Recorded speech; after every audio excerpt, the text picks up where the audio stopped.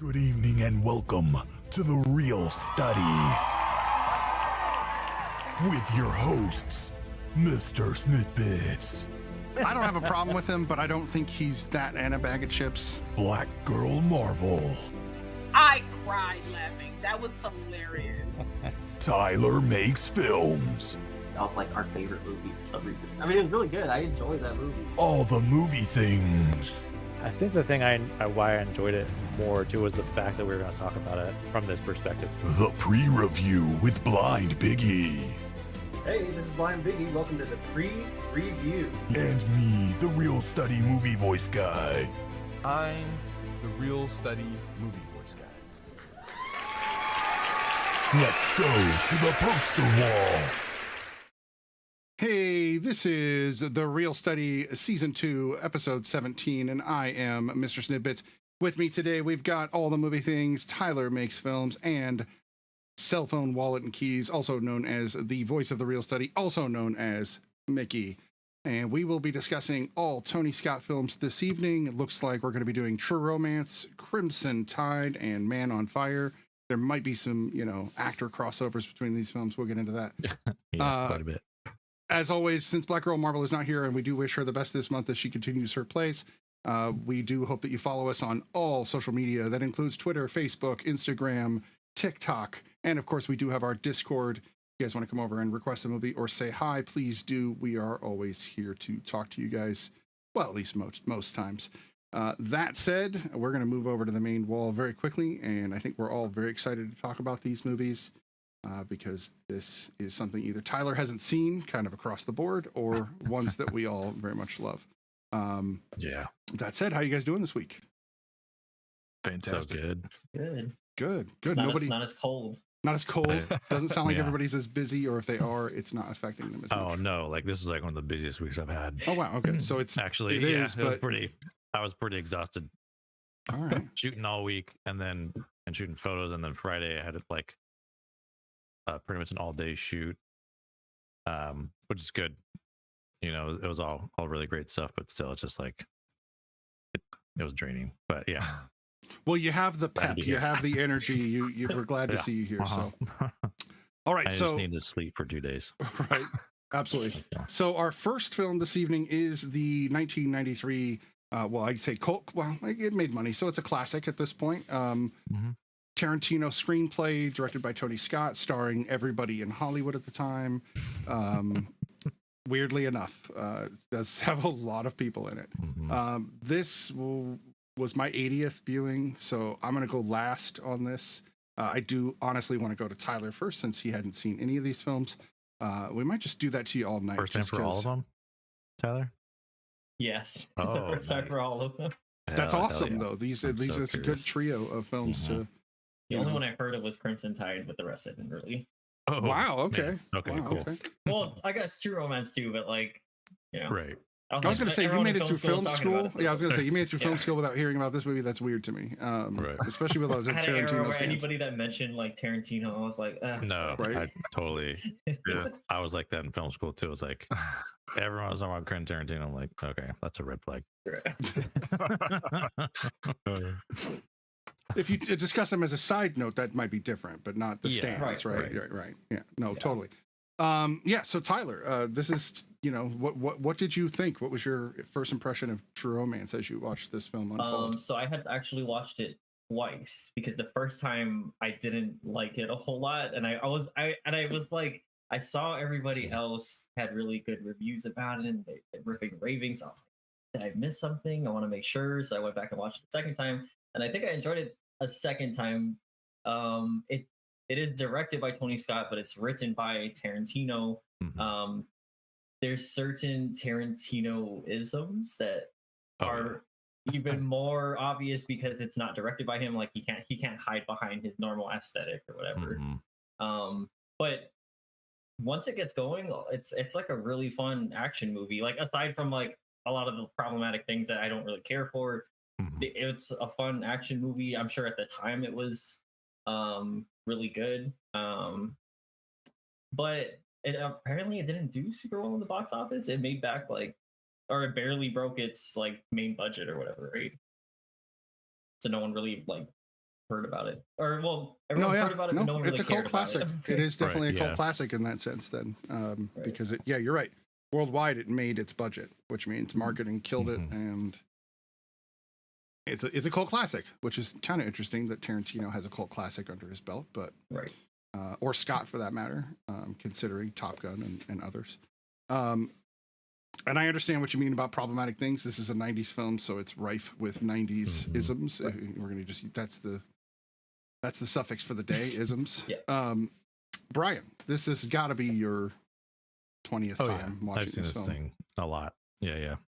Got the the awesome steelbook of it recently. So yeah, of course I'm I'm a fan of this movie. Anything changed and- for you since you saw it when you were young versus now? A little bit, yeah. Like I still love it, but I think that's the beauty. I mean, well, the beauty of if you're open to critical thinking, it's like it's allowing you to kind of like watch these films or any film, with a different lens, and see if like, oh, I can still enjoy it.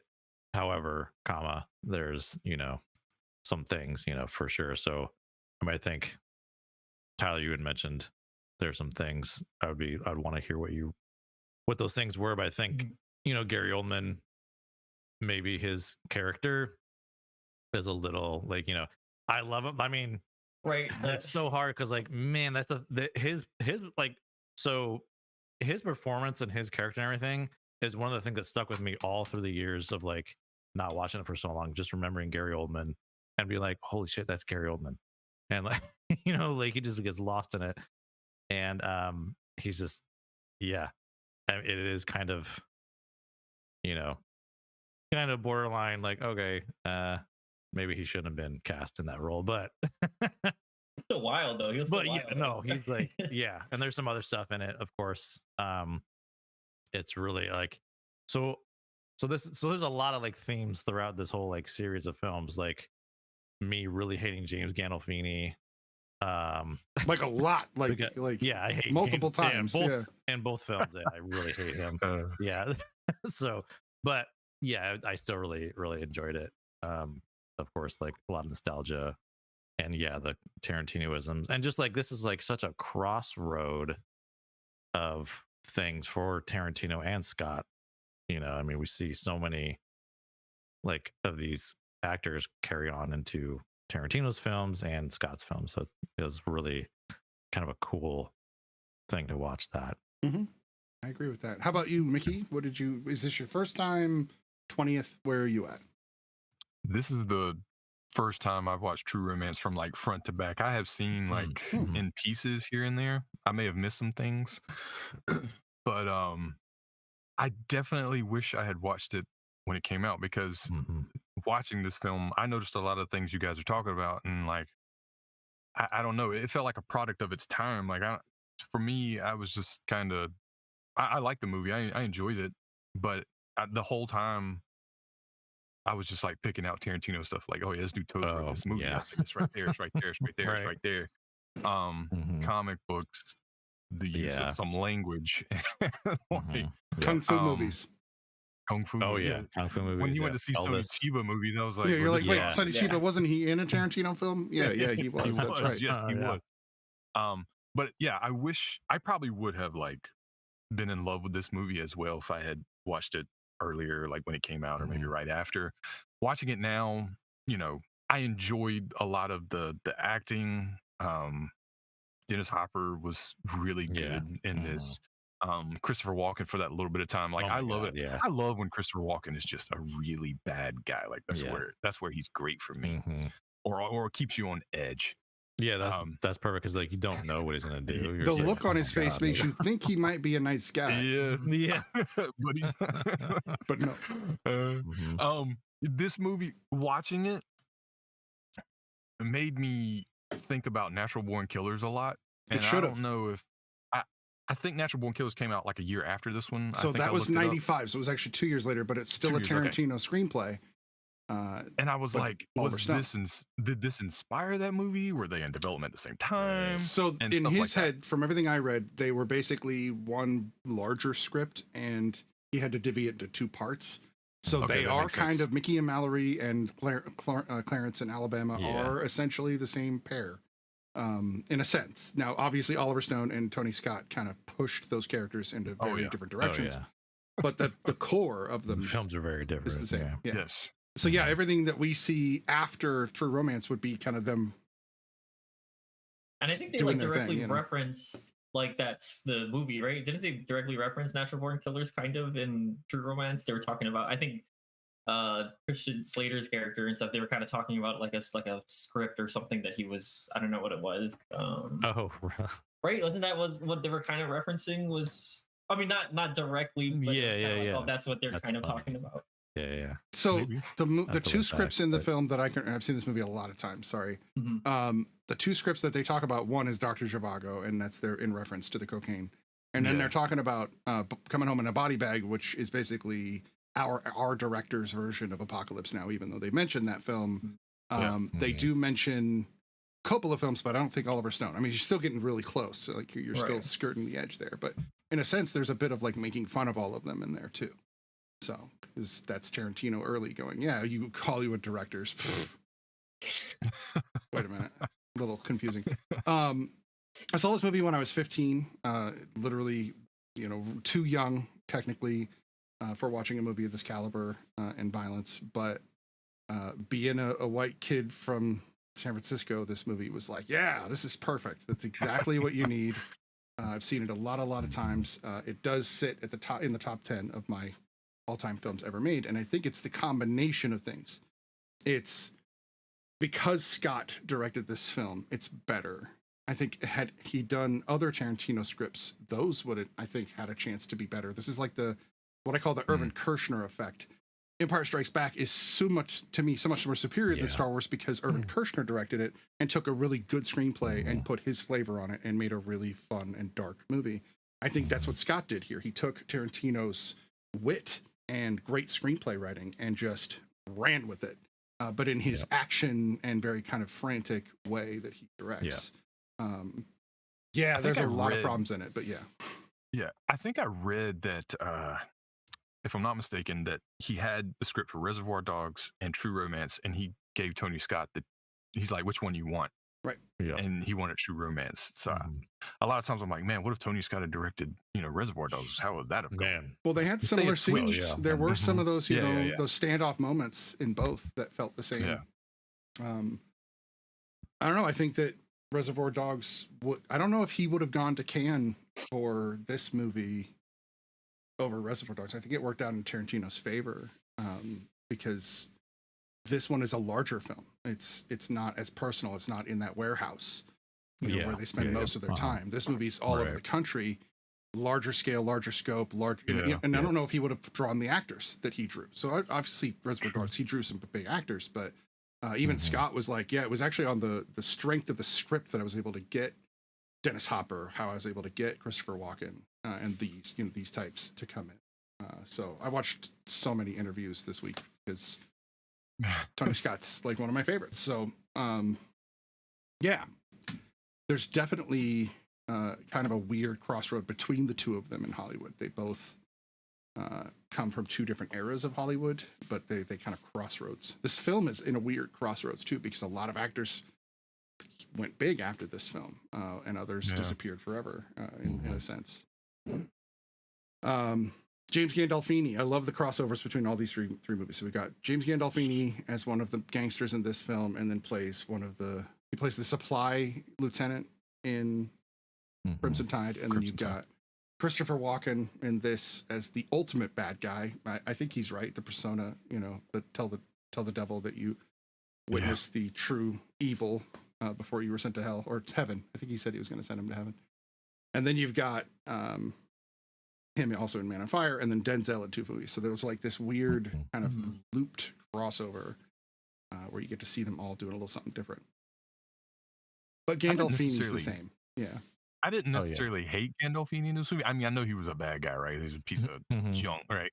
But I liked his character in this. Like, I was like, I was kind of digging it. Whereas in Crimson Tide, I just really wanted to punch him in the face really bad. Mhm. Yeah. Especially that look he gets on his face that like Oh, I know. Yes, Like, he has the best. with Like his I want to smile, punch you in too. the face look. Yeah. ever. he really does. Especially when he like smiles at certain things, you're like, Yeah, exactly. It was like, You're like, that's a disrespectful smile. Like Yeah. it just feels Yeah. disrespectful. So let's talk about the not good stuff in the film. Tyler, do you want to take the lead since you brought it up first? Or yeah, please go ahead. sure. Tarantino has like this obsession with using the N word like so Yeah. much. Like it was like no. it was. I mean, this is his earlier film, so it was especially obnoxious. I think in this one, Mhm. which like one, he's white, but at the same time, it's like if you're gonna include it, it should sort of have something to say about, you know, other than like, yeah, I mean, the characters are bad, but we could have gotten that from anything else that was happening in the movie, to be honest. Yeah. Like I love Christopher Walken, but that scene, and it's not a thing against the actors. It was just that scene was just like all over the place for me. I was just, this is not, this is not good. Their whole exchange between, and I'm not like familiar with Sicilians or like, you know, that whole culture. Oh, Because I know yeah. there's a whole aspect Mhm. about that was in the movie. But there was that. Tarantino's treatment of female characters, Mhm. they almost feel like husks, like empty, like it was weird for me that Patricia Arquette's character, you know, she kind of just falls in love with this dude, like no consequences, there's no like pushback, she just kind of falls in Right. love with him. And I couldn't help but like feel like this movie is basically Tarantino sort of like living out his fantasy of like, I'm the comic book nerd and like now I'm the action hero, I'm the cool Right. suave guy. Like Mhm. of course you got Christian Slater, you know, who was like the cool guy back then too. Right. Like Mhm. which, you know, like once I look past that, the rest of the movie is fine. Like it goes and it's fun. The violence was fine. I don't like, I know some people don't care for Tarantino's violence, but it was like whatever for me. Like that was, I know that's Right. problematic for some people. But this is Tony Scott, so he did tone back. If you compare the violence in Yeah. this versus like Reservoir Yeah. Dogs, it's He wasn't toned back full-on in this. Tarantino. Yeah. Yeah, Yeah. and he did that on purpose. He wants you to. I think he said something about he wants you to feel it, not see it. Mhm. It feels Yeah. visceral rather than look guts Yeah. everywhere. You know.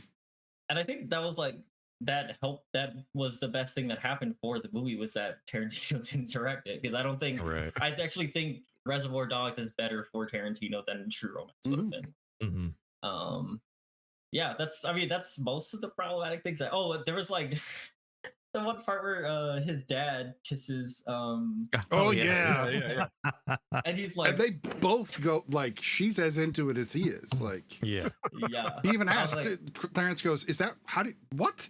Why are you kissing my wife like that, dude?" I was like, no, Hoosiers, don't do it. Who's your Stay off the court, Dad. Stay off the court. No, Dad. Who's your daddy? Oh yeah, we're Again. back to Sugar Daddy. Yeah. Brian, did you want to? Is there anything else you saw? You said you wanted to talk about it as well. You wanted to mention it. Oh no, I didn't want to like go. And I just know like Tyler had mentioned it, so I was just jumping on that. But I was just acknowledging it, you know, that Okay. there was things in there compared to like other times I've watched this movie. And yeah, like the scene with Gandolfini and Arquette, you know, was like, it's kind of unnecessary. I mean, you know what I mean? I mean, like it to really like go into like that much. I think that's partially Tarantino, but I think I it don't was know how like much trying that's to, on the script, but it was like trying to read as like she was like, because I got like she's a badass, but I think Right. it went right over that line where like, Yeah. okay, this is a little much now. Like, yeah, right. Now, Yeah. I think There it should have been more balances. moments. There should have been more moments of like it wasn't that easy for him. I know he's a giant guy, but still, like, Yeah. I wish she was like fighting back a little more. And maybe that was part of it. She was just kind of like waiting him out, but I don't know. I think it balances what happens hard to with watch. Clarence because he goes through the same thing with Drexel. Yeah. Drexel that's kicks how the I living felt. shit out of him, and he has to bounce back as an average person and actually over the top become Clarence. While Alabama in that moment does the same thing. She's got to overcome over the top and become. This is Yeah. basically Okay, I Bonnie get and that. Clyde. Like this I is, get that, you know, it's Bonnie but and it Clyde. doesn't So need to be it's almost I like they get each that, have their but there's moment. other ways to show Yeah. it. No, That's all I'm saying. not denying that. I'm just saying that's what Yeah. I see it as.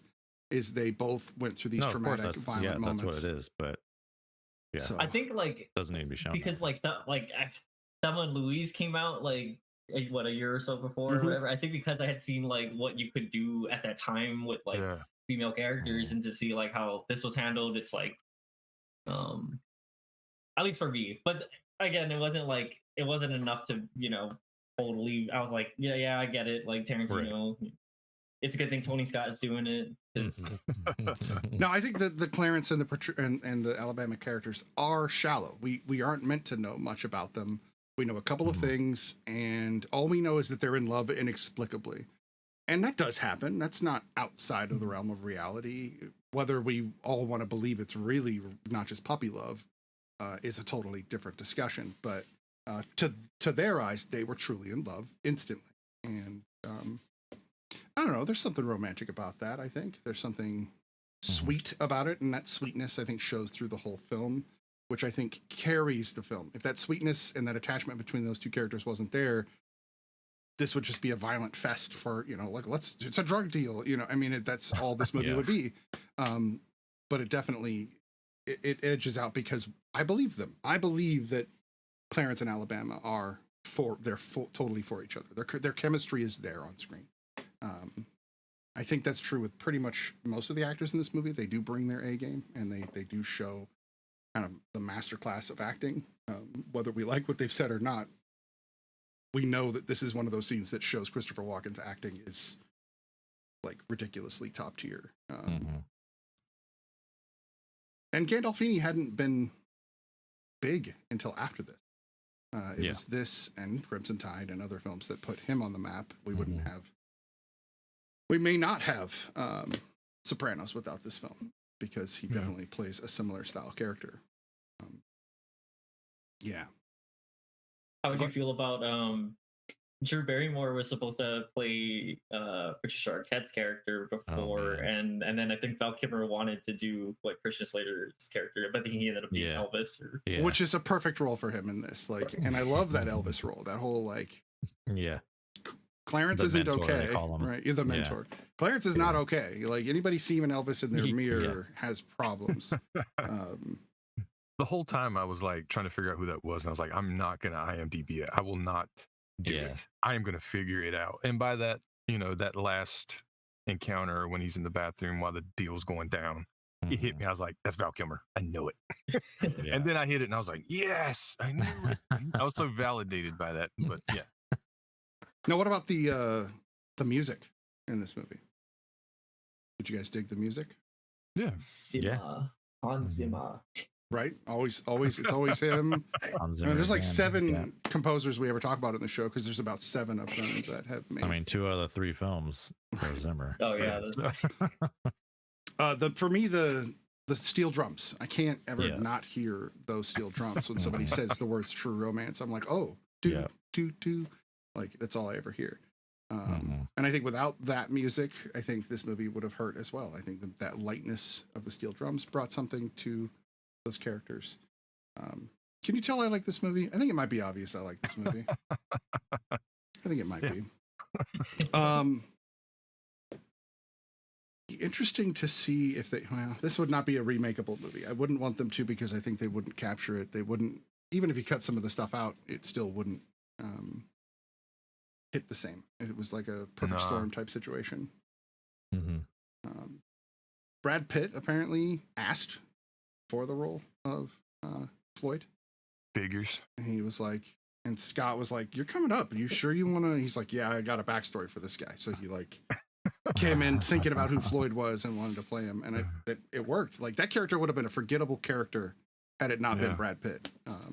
It would have just been some dude.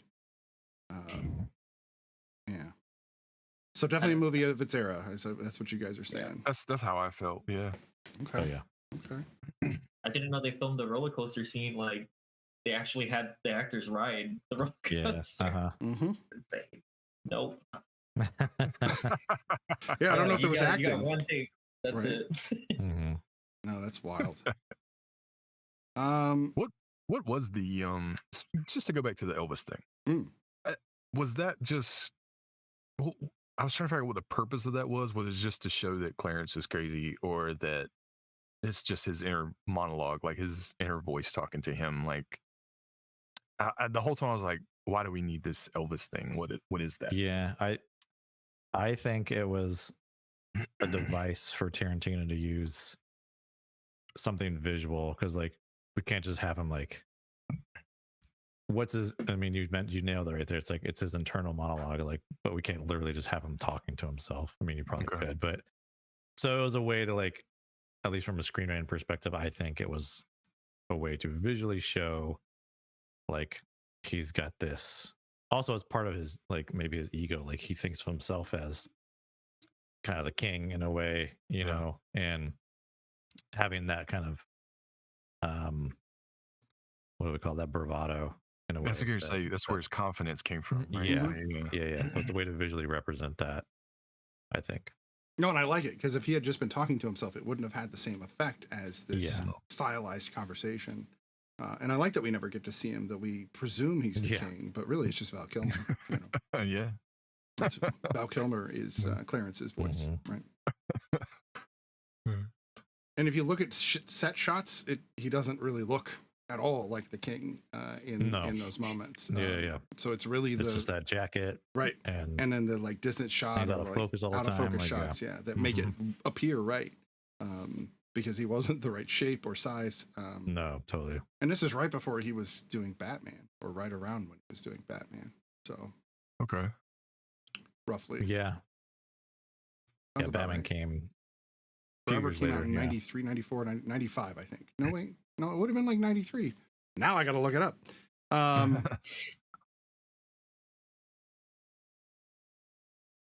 Have you guys seen Natural Born Killers since this is it is 95? Oh yeah. Oh yeah. I've seen Natural Born Killers a few times. Yeah. How about you, Tyler? Have you ever seen Natural Born Killers? I've seen a bunch of scenes from it, and people talk about it. I've never seen it like front to back. It's wild. It is a much wild. more sadistic version of this. And I think it's satirical in a lot of ways. As much as people don't see it that way, it's definitely a commentary on modern television and movies and violence. And if you're watching an Oliver Stone film, there's something political about it. Yeah. Oh, gotcha. And if there isn't, it's not Oliver Stone. Tarantino didn't like that movie though, or like, because he wrote it, right? Is that or he helped write that screenplay? I heard he didn't like what he did to the script, but I was like, yeah, whatever. That makes me want to watch it some more. Exactly. It's like I want to see somebody go through and rewrite or remake every one of Tarantino's films with a different director. Keep the screenplay, keep everything exactly the same. You can even just rehire the same actors. I don't care. It would not make a difference to me. I want to see what somebody else would do with his material, because we've seen proof that two completely different films from his style can be made. Sure, there's still elements of Tarantino, but isms is a far stretch from the foot fetish and all the weird things we see from Tarantino. So this is not a Tarantino pro panel, I'll tell you that. Not that his movies are bad. No, I'm not going to knock. So he's made well-made and clever films. They are, who wasn't caught up with Pulp Fiction when it came out? I mean, there's a reason, but he's kind of now, like, if he makes another movie, I'm going to be like, okay, you've now made the same thing. Now you're kind of repeating yourself, because all of his movies sort of feel the same. And that's why I always come back to this one, because I'm like, I think he's a good screenwriter. I do. I just think that he's not all that in a bag of chips when it comes to anything else. There's my phrase, I guess. Ray, if you haven't seen it, it's definitely worth a watch, but it is a bit bloody, so I'm not sure how you would do with it. Right. And it's not scary or horror. She doesn't do well with horror, but there's definitely some like intense, brutal moments. Yeah, some brutal stuff in it. So keep that in mind. Okay, well, we don't have to stick on it for too long. We've been talking about it for almost a half an hour. I am almost certain for some reason that Crimson Tide's going to have a lot to talk about, because there's some just philosophical stuff that brings up, so we can talk about that as well. So why don't we go ahead and rate this movie? We'll hit the pre-review right away and then come back to Crimson Tide. Why don't we start in the order we did? Tyler, rate True Romance. I'm going to give True Romance a true 7.5. It's mostly enjoyable. Like, I liked it. I don't know how often I'd like go back to see it. But now I can say I saw it. So this month. That's my rating. I saw it. My eyes were open. I remained open for the whole film. That's all I can say. How about you, Brian? What do you rate True Romance these days? It's a 8.5 for me. It's still, I mean, I own it, so yeah, of course, it's a film I like, and we'll go back and rewatch and everything, and but yeah, I can still watch it with, you know, more critical eye and still like it. So, all right. How about you, Mickey? I will give it a romantic 7. And so, yeah, I mean, fine movie. Like, if I had watched it like when you guys watched it, I'd probably be more on it like you guys are, like with a higher grade. But seeing it now with fresh eyes and this time, it just some fantastic acting performances. But again, there was a lot of things that just kept coming up and kind of drew me out sometimes. With any romance, it does require 2. So for me, it's going to take a 10 because it takes 2 characters to give this the true romance that it deserves. I've always rated this movie a 10. It's a 10. It's top of my list. Like I already said, it's in my top 10 movies ever made. It just hits me right. I don't know what that is, but you know, probably because I was also a big Christian Slater fan back in the day. You know, I watched Pump Up the Volume too many times. So, and Tyler, I hear the steel drums as Tyler, if you haven't seen Pump Up the Volume, it's an interesting Christian Slater film from '90, but it's not for everybody. But it's about a high school radio DJ who is a pirate radio DJ, and he turns the school against the teachers. Can't go wrong with it. So pretty ridiculous. But anyway, that said, we did rate this movie pretty quickly. We're going to move on to the pre-review, and then we're going to be back with 2 more Tony Scott films, also 2 more Denzel Washington films. We will be right back. Biggie's pre-review brought to you by The Real Study, Sunday nights, 9 Eastern, 6 Pacific. Hey movie fans, welcome to Biggie's pre-review. The pre-review is where I tell you about upcoming movies coming to movie theaters and beyond. This is for the week February 6th through 12th, 2023. First on my list is At Midnight. At Midnight is a romantic comedy about 2 people who have made a safe choice not to fall in love. Fate brings ambitious hotel manager Alejandro and movie star Sophie together when a shoot brings them to Alejandro's hotel. Despite their radically different lives, Alejandro and Sophie begin to secretly meet at midnight. I think this movie looks clever and romantic, and I'm definitely looking forward to it. At Midnight premieres on Paramount Plus on February 10th. Next up is Magic Mike's Last Dance. Mike Lane takes to the stage once again when a business deal that went bust leaves him broke and bartending in Florida. Hoping for one last hurrah, Mike heads to London with a wealthy socialite who lures him with an offer he can't refuse and an agenda all her own. This movie looks great. Definitely looking forward to seeing Salma Hayek as well. Magic Mike's Last Dance premieres in movie theaters February 10th. Next on my list is Seriously Red. In this musical comedy, fired from her real estate job, Red pursues her dream of becoming the world's greatest Dolly Parton impersonator. When her act attracts the attention of an amorous Elvis impersonator and a powerful booking agent, she soon gets catapulted into the top tier of copycat performers. I think this movie looks cute and funny. I'm definitely looking forward to it. Always down for a musical. Seriously Red premieres in movie theaters on February 10th. Next up is Somebody I Used to Know. In this comedy romance, on a trip to her hometown, workaholic TV producer Allie reminisces with her ex Sean and starts to question everything about her life. Things only become more confusing when she learns Sean is getting married to Cassidy, who reminds her of the person she used to be. This movie stars Alison Brie, Danny Pudi, Ja Ellis, Haley Joel Osment, and Kiersey Clements. This movie looks like it's not only going to be funny, but romantic. Somebody I Used to Know premieres on Amazon Prime Video February 10th. And last on my list this week is Your Place or Mine. In this romantic comedy, Debbie and Peter are best friends and total opposites. She craves routine with her son in LA, but he thrives on change in New York. When they swap houses and lives for a week, they discover what they think they want might not be what they really need. This movie stars Reese Witherspoon, Ashton Kutcher, Jesse Williams, and Steve Zahn. I gotta tell you, I'm always down for Ashton Kutcher. He always puts out such great material. And I also want to say Reese Witherspoon, top notch. Your Place or Mine premieres on Netflix on February 10th. Well, that looks like it's all for the pre-review this week, and I hope to see you out there. Yeah, I'll pass on the Your Place or Mine. Right? I agree with all the movie things.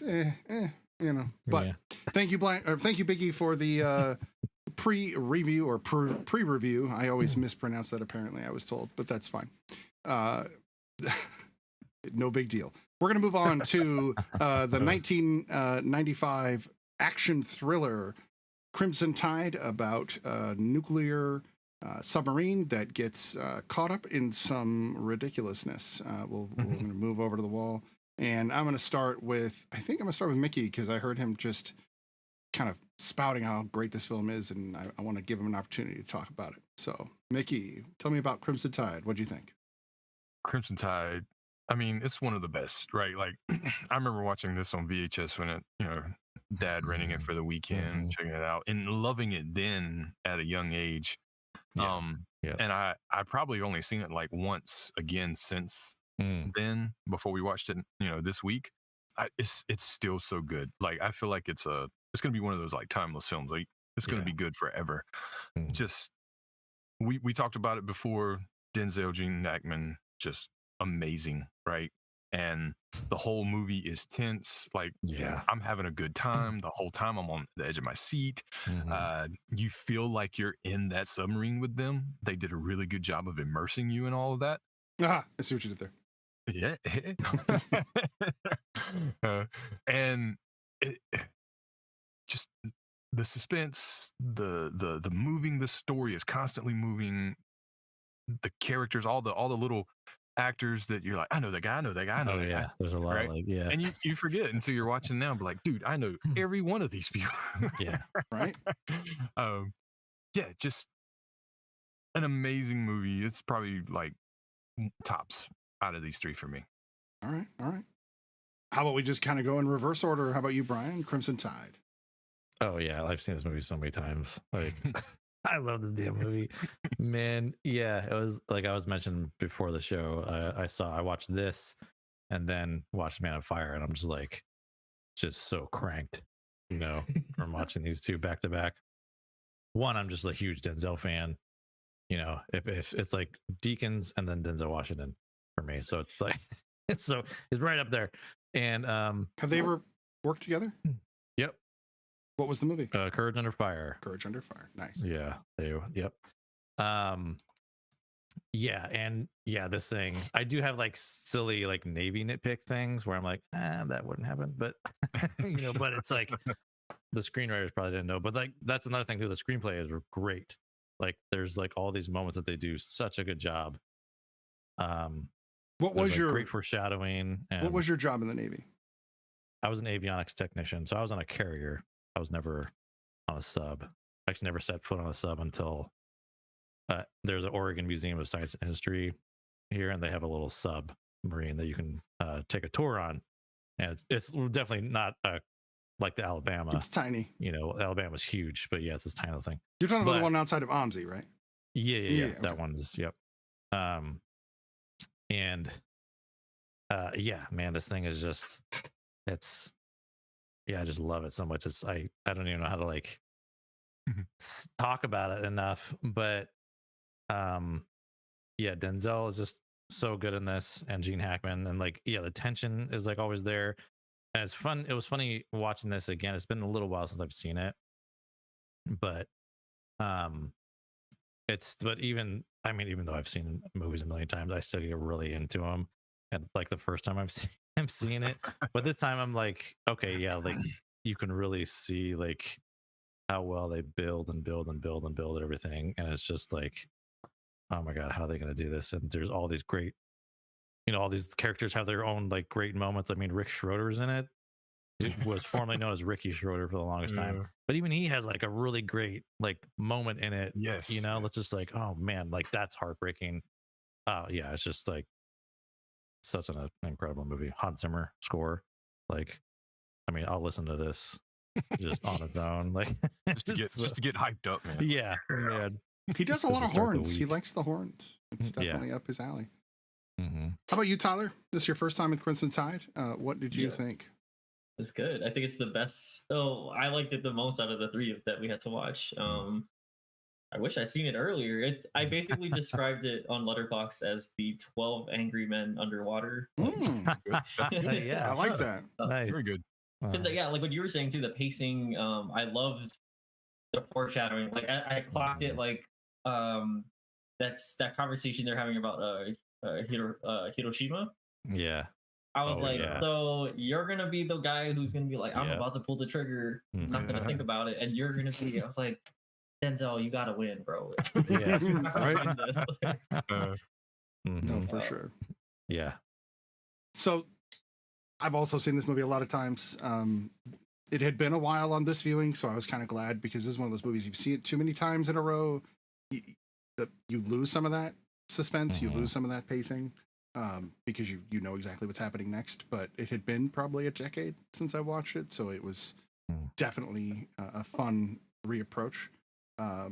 Hackman brings an intensity even when just lighting a cigar and talking about his dog. Like, it baffles me just, and then you see him in an interview and he's not like this. Like, these people really do know their craft, and they know it in such a way that they know what they're doing. They know how they're going to get you by crafting these characters in such a way that you are intrigued by them. Because like I almost hated that character the moment he showed up on screen. Every time Ramsey, I'm just like, wait, they let him have a dog? What a dick! Like they shouldn't let anybody have a dog, but he's so good they let him have one.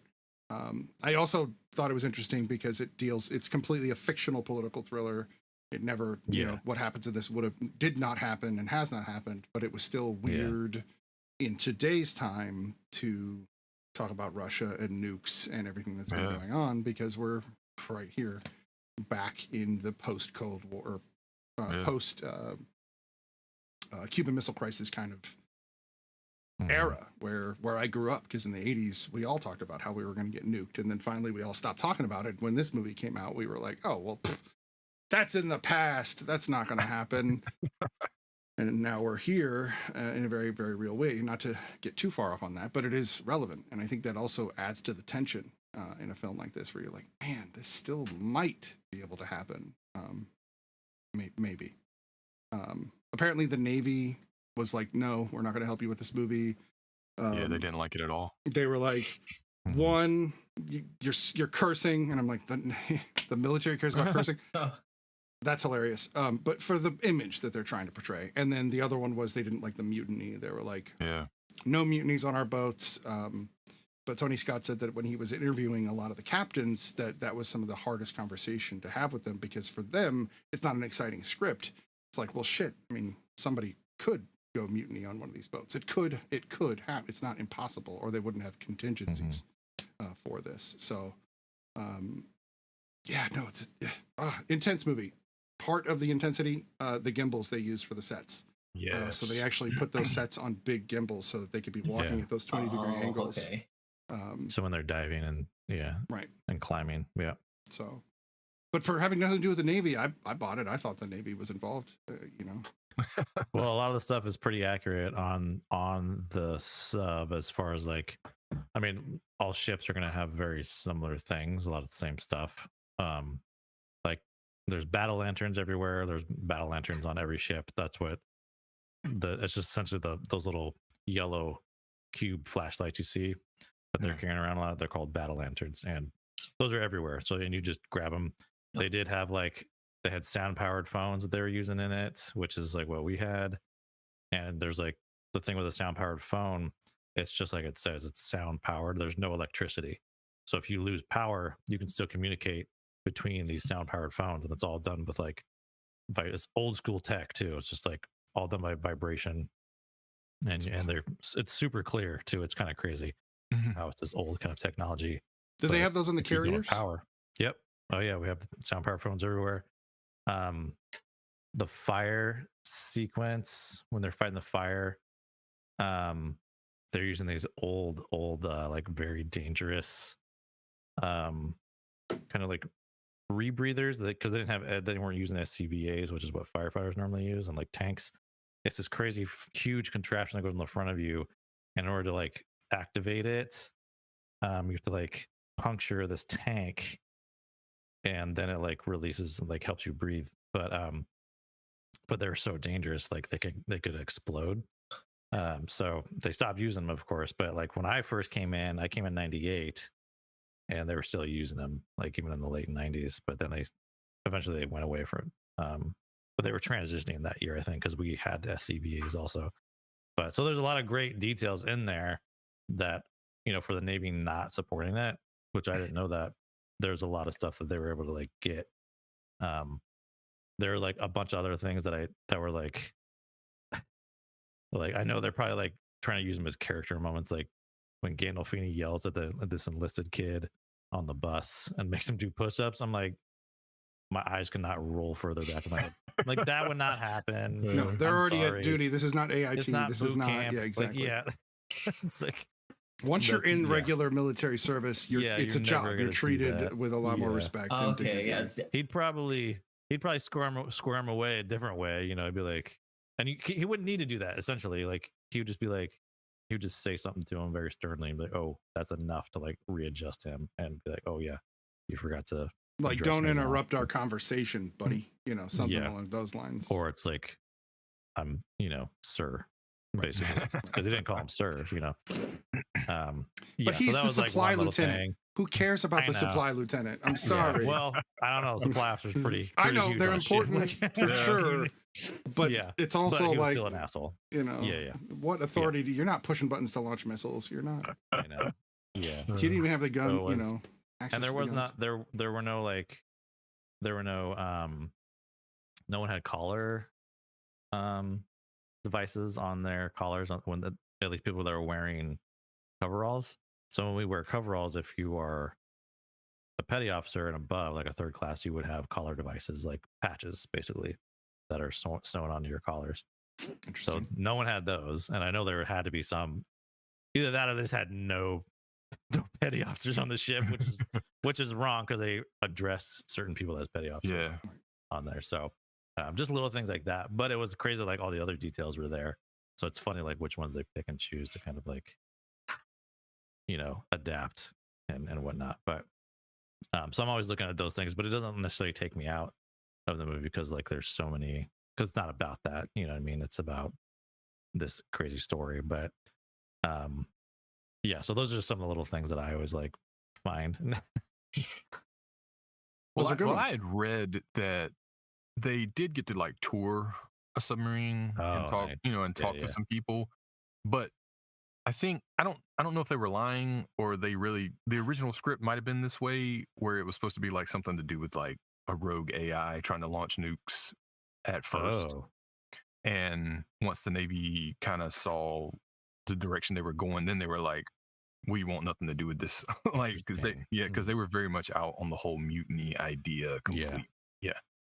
Yeah. But I think they kind of, I don't know if they lied and went in with the guys that, oh, this is about a rogue AI, or they had actually, the original script was that, and then they changed it later. I didn't get any specifications on that, but that kind of seemed what kind of changed the Navy's idea later on. Like, we're out. Because they had given them some access too, because they had pictures of the subs that they were able to replicate for the sets. When it was diving, that was actual footage of a real submarine diving. Like they had the helicopter with them. Now, they did do the rest of the stuff. The underwater is all actually not underwater. It's all just on a soundstage with smoke. And then they actually did detonate when the Akula class ship gets blown up. They actually do detonate a small model so that it will not only explode, but implode, as you would expect. So they actually tried to add that feature because they said before 95, they had never seen an imploding sub on film. So they wanted to make sure to add that element. which I liked. I love the underwater scenes in almost every submarine movie. I don't know what that is, but Oh yeah. The just that setting already makes for tense situations. Oh my God, in a yeah. submarine underwater because there's nowhere to go, and just one little thing goes wrong, and like you're all dead basically. Like that fire in the kitchen could have been it for them if. And that's Denzel true on hadn't any been ship. there. Like fire is the end for a ship. Yeah. If, like if it spreads, and that's why every single crew member on a ship is a firefighter. Like every single one goes to firefighter training. That's cool. Yeah, and like if you're on a carrier, you have to go to aviation firefighting, and we literally would like light a plane on fire and then have to like go in. Because jet fuel burns very differently than other it's fires. Different, yeah. Than any, and you learn about all the different classifications of fires and whatnot. But yeah, there's fire lockers all throughout the ship, and so like all that kind of stuff that you see when that fire breaks out, a lot of people are like, whoever like has the closest fire locker and you're attached to a fire locker. At least this is how it was on my ship. Whatever closest fire locker was to the fire, that's the team that would respond. And so everyone's like rushing even around, if you're on the shitter on the ship. No, yeah, but like let's say you're at the other end of the ship because that's the good shitter or whatever. Like, well, hopefully not, because I mean there's heads everywhere. Like you're probably not going to like one. They're all terrible anyway, so it doesn't really matter. So, yeah, maybe you just found that special one. I don't know. You know. Oh yeah, well you better respond, but it doesn't matter. Tearing ass across the boat. and they're not gonna put you in a fire locker that's like on the other end of the ship. Like it's gonna be closer to your work center, basically. Makes sense. So you can respond, but that's wild. Yeah, so that was a very real situation, and everyone's wearing that gear, you know, and whatnot.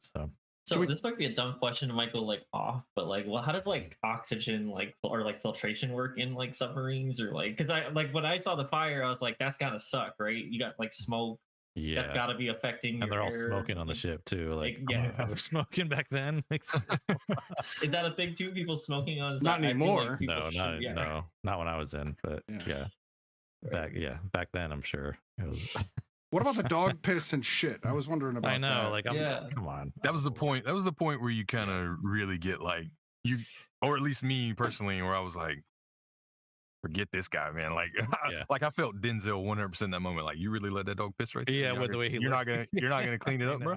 No, some young guy on the crew is gonna clean it up. I also thought when they went like deeper, I was like, is the dog about to explode? Because like that dog was not trained for that. There's no way. That's why you fed him special treats, right? He had special treats for the dog. Sorry, Brian, you were gonna say.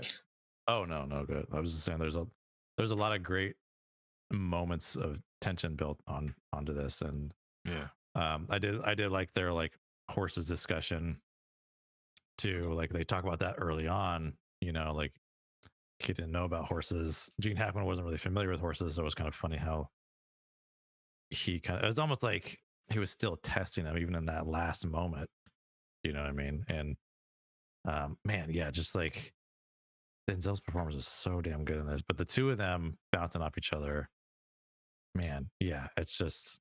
Well, there's a moment you're like hanging on every single word, right? At least I am. I've seen it so many times where it's like there's a moment where they're both yelling over each other, right? They're like trying to get their point across, but both of them are keeping their composure.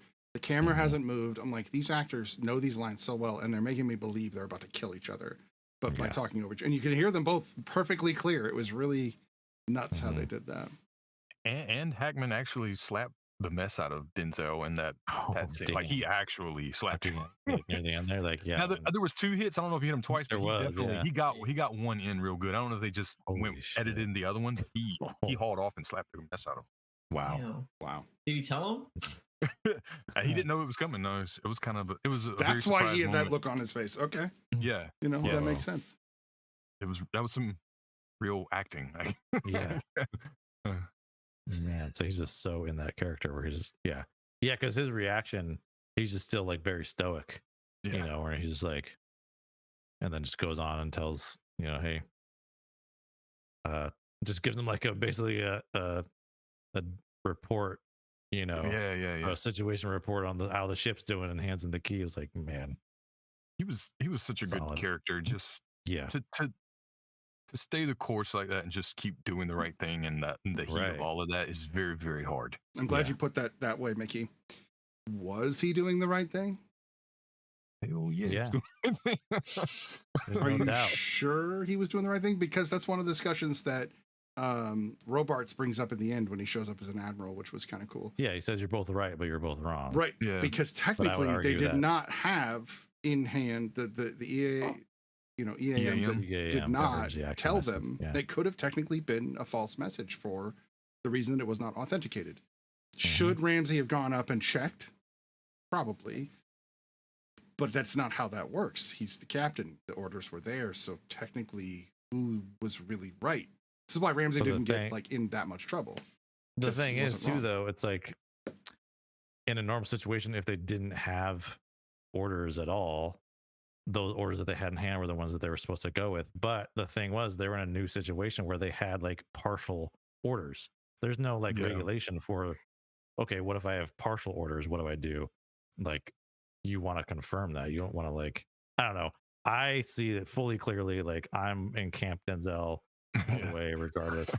And so I think he did the right thing. And the whole thing about I did have issue with the whole the crew having two sides that I had an issue with. I'm like, you guys are just following orders. It's really between these two guys. It's between Hackman and Washington, and there really shouldn't be the chief of the boat. He did the right thing too. He was like, no, the XO was right. Yeah. We gotta confirm, the XO is there to basically be the check, a check. The check. Yeah, checks and balances for that. So so the chief of the boat did a really great job, where he wasn't trying to take sides, and even told him no, I wasn't doing it because I'm backing you up. I did it because that's what the right thing was. These are the rules. This is the right move. So, so I think them having these two factions of crew members was kind of of course it's great for the film though. You know what I mean? It wouldn't work. Those guys were without those guys were very, very some of them were fiercely loyal. I don't know if they I don't know.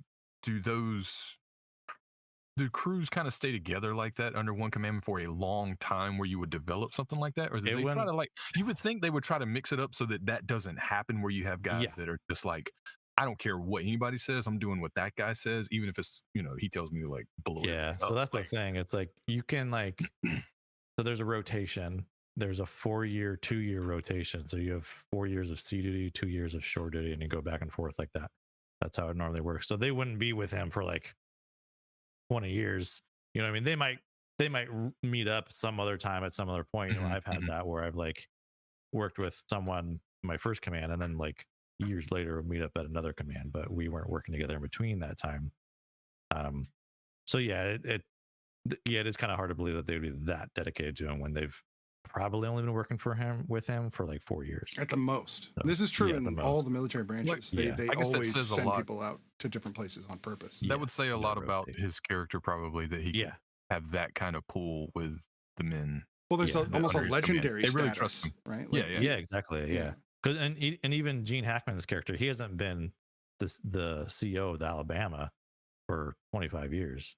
He's been at sea for a long time, but he's probably only been the CEO for the Alabama at most 4 years. Also, So it could have been that all of them have been on that ship for 4 years together for a long time. That's totally possible. Then this new guy comes in because he was the outsider. Everyone else had been there, he was coming in new, but everyone else seemed to have already been. But him and Webs had been on two different boats together at two other separate times. So they've all kind of moved around. At least that's what the movie does sort of say.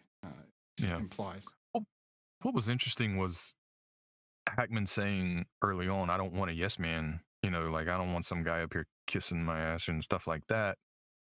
But then when their backs were against the wall, he demanded him agree with him, and if not, he would remove him. That seemed contradictory to himself. You do want a yes man. He's like, get this guy out of here, and you step up here and agree with me, basically. Yeah, no, I agree with that, but I think that everything about Ramsey is complicated like that, in that sense, where he's this big tough man, but he's this tiny little dog. There's this, they're constantly playing on. He breaks he's not doing what he says he does. He's all show. He seems much more like, if I'm just strong and do it this way, they'll listen. And that's kind of the way he approaches being a captain.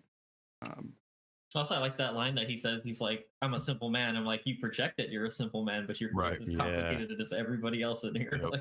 Yep. He didn't like that though. He even told him, "Be careful, because that's not true. I am a simple man, damn it, and I just want A and B. Yeah. Get your C out of here." True. Get it? C? Sorry, that was terrible. Yeah, you got it. You got it. Yeah, no, this movie, it's very intense. I just keep thinking back at what if we were on this boat, you know, what would we do? Who would we side with? What would we try to do? Because you wouldn't know. If everybody was dead and you didn't launch, wouldn't that make you culpable? Wouldn't that make you part of the problem? Right. Or if you did launch and you got your family killed, there's that side of it. And that's where Hunter comes down. You know, Hunter is definitely on the like thinking about his kids and his wife. Do you really want to start World War III? Right. By accident. Or with no information, you know, you're just kind of going for it. And like, go ahead. So towards the end of the movie was something that bothered me too, because I kind of feel like that would not have gone down that way, like with the other admirals and stuff. Like, I believe they would have fully went on Ramsey's side and like been very harsh on Hunter. At least that's how I would feel that situation would actually play out. Just the way that everything has seemed so far, how and Ramsey's kind of like one of them, and even the admiral saying like he's a good man. I believe, you know, I would not disbelieve him or anything. Yeah. But I mean, I guess his good word helped. But I don't think Ramsey, the character, would have actually done that. He would have been like, "Nah, forget that guy." That's the thing. I think like Ramsey's word was the only thing that like made it where, because the way that he was talking to, he was like, "Oh, do you want to contradict him? Like, I'm ready to." Yeah, I'm ready to arrest you. Like, I don't. Yeah. I was like, oh no, like, they're all racist. Maybe. Yeah, they already. Totally, like they already had his number. Exactly. Like as soon as he walked in, like, oh, okay, you're not gonna actually hear his side. You're just gonna take. Yeah, that's what I was like. I hope they don't do this. I think they would. I don't know. That's unrealistic to me. I think they would have heard his side no matter what. Yeah. Exactly. No matter what. At least there's some other great like screenwriting moments that I paid more attention to this time around. Like one of the cool things was like you got to establish certain things for the audience, that especially when it's like so technical and so many things that most people would be unfamiliar with. Like, so like early on after the fire happens, they do that drill of the EAM process. And like, for me, I'm like, oh, this is such a great way to show the audience of like, this is the normal way this process would be. And you like, under the guise of it being like a drill, so you can show that, you know, because we see the EAM thing like multiple times later on. So I feel like you'd be a little confused if it just happened later on in the film. And you're like, whoa, wait, what's going on? So it's really great that they established this like baseline of like, here's how the EAM whole thing goes, because it's going to play so heavily in the film. And that's when we do get the real EAM. It's like, holy shit, you know? Yeah. Like, and then of course the third one that gets broken, we're like, wait, now you just, I could almost turn this movie back on right now just to relive these moments, because it's, it does gear up like that. It's like, holy shit. It has that about it. There's so many great, like, like they did a really great job of like writing those moments in there. And did anybody not only just notice that Ryan Phillippe was in the film, but he had fish. He had fish next to his bunk. Yeah. What? And then of course Steve Zahn is in the film. And then oh god, the guy that gets into a fight over Silver Surfer. With our main character. That was a pretty funny little. I love that exchange. You know, like, it's it still makes me giggle every time. Where was it? Trying to remember the actor's or the character's name. Not Vossler. Vossler was the radio guy. Yeah. Oh, I can't see him here. Anyway, the guy that was fighting with him. Like that? Not the one that ends up getting the keys from Hunter, but the one he was fighting with is also an actor I've seen in several things, but you only see him like, in the background. There's a lot of those. yeah, it's wild how many people just kind of showed up in this movie. Yeah, of course, Viggo Mortensen. Viggo Mortensen. is Viggo like, Mortensen, you know, we haven't even mentioned. Yep, good point. Yeah, and I think he's worked with Tony Scott times. Well, now I have to look because I want to know. Doesn't G.I. Jane, wasn't that directed by Tony Scott? No, that's Ridley. Oh, is that really? Okay, Mhm. that's why. So he's worked with both brothers. Well, and both brothers started their, the Scott Free production company is Yeah, both exactly. of them, or Yeah. was both of them. Yeah. And they did a lot of TV too, which is kind of weird. If you look into Scott Free, it's still doing a lot of television as a company. Way more TV than you'd think if you look them up. You're like, wait, the Scott brothers are all about TV. So, yeah. So it's kind of crazy how like Brad Pitt was like that. He's worked with both brothers, and both had very small roles. Well, no, because he did Spy Game, where he had a huge role with Tony Scott. Right. But I'm just talking about Thelma and Louise. Oh, yeah. And then So early this, 90s, or both of them. Not this, but yeah. True Romance. Yeah. But I'm assuming that's how Brad heard about this screenplay, True Romance screenplay. Is that probably, yeah. His brother was like, "Hey, I had this kid, did a great job sexing up the ladies in my other movie. Maybe he could smoke a bong in yours or something." I don't think I had ever seen or heard of the idea of a little, honey bear, honey receptacle, if you will. Until I saw that movie, and ever since I've always been like, who has one of those? Somebody's got to have made one. And it's like, I got that from True Romance. This is amazing. Somebody's tried it. Or where's the one from the set? That's the better question, right? Right. That's the better question. Yeah. All right, well, we have another movie we want to talk about, and of course, we couldn't also talk about Tony Scott himself from a long career, and we will. So why don't we go ahead and rate this film? We're going to go in the same order. So, Mickey, go ahead and rate Crimson Tide. 10 out of 10. 10 out of 10. It's just, it's almost like a perfect movie for me. Like, intense, love it. I want to like jump out of my seat and just like cheers half the time. So. Would you say it floats your boat? Absolutely. Yeah. Had to. We didn't do too many sub puns. We didn't. We did talk about having a sub time. We're doing another sub day, and we have enough left that we can bring subs and stuff. So, not enough sub puns. Brian, what would you rate Crimson Tide? It's a 9.5. Easy. It's just, man, yeah, I want to watch it again, actually. Yeah, me too. It's just like, yeah. But it was really great to watch. I mean, it's so funny how we could do like a Denzel Tony Scott, because he's done so many like Tony Scott movies too. Like, because I think there's like 3 more. I think he's done did after 3 total, maybe 4. I'll look. Yeah. I think we got 2 out of the 3. Because the other one's Unstoppable, the train movie, but that was Scott's last. Well, there's film. also Taking of Pelham 1, 2, 3. Oh, so that is 4. Okay, you got it. You got the 4th. Okay. Yeah. So yeah, you're not wrong. Yeah, 9.5. I like it. Tyler.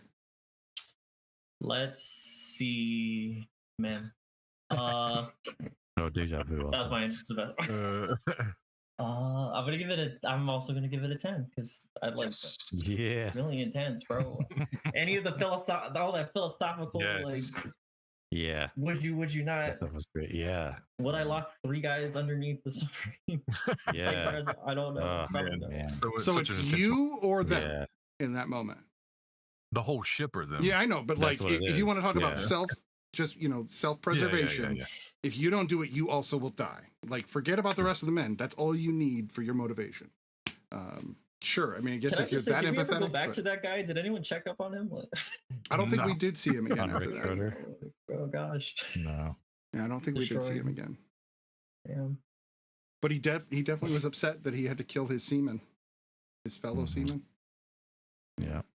Anyway, I'm going to also give this a 10. I think this is a solid ass flick. I think that if you want, even if you don't like politics, even if you don't like the military, if you don't like any of that, that's none of this.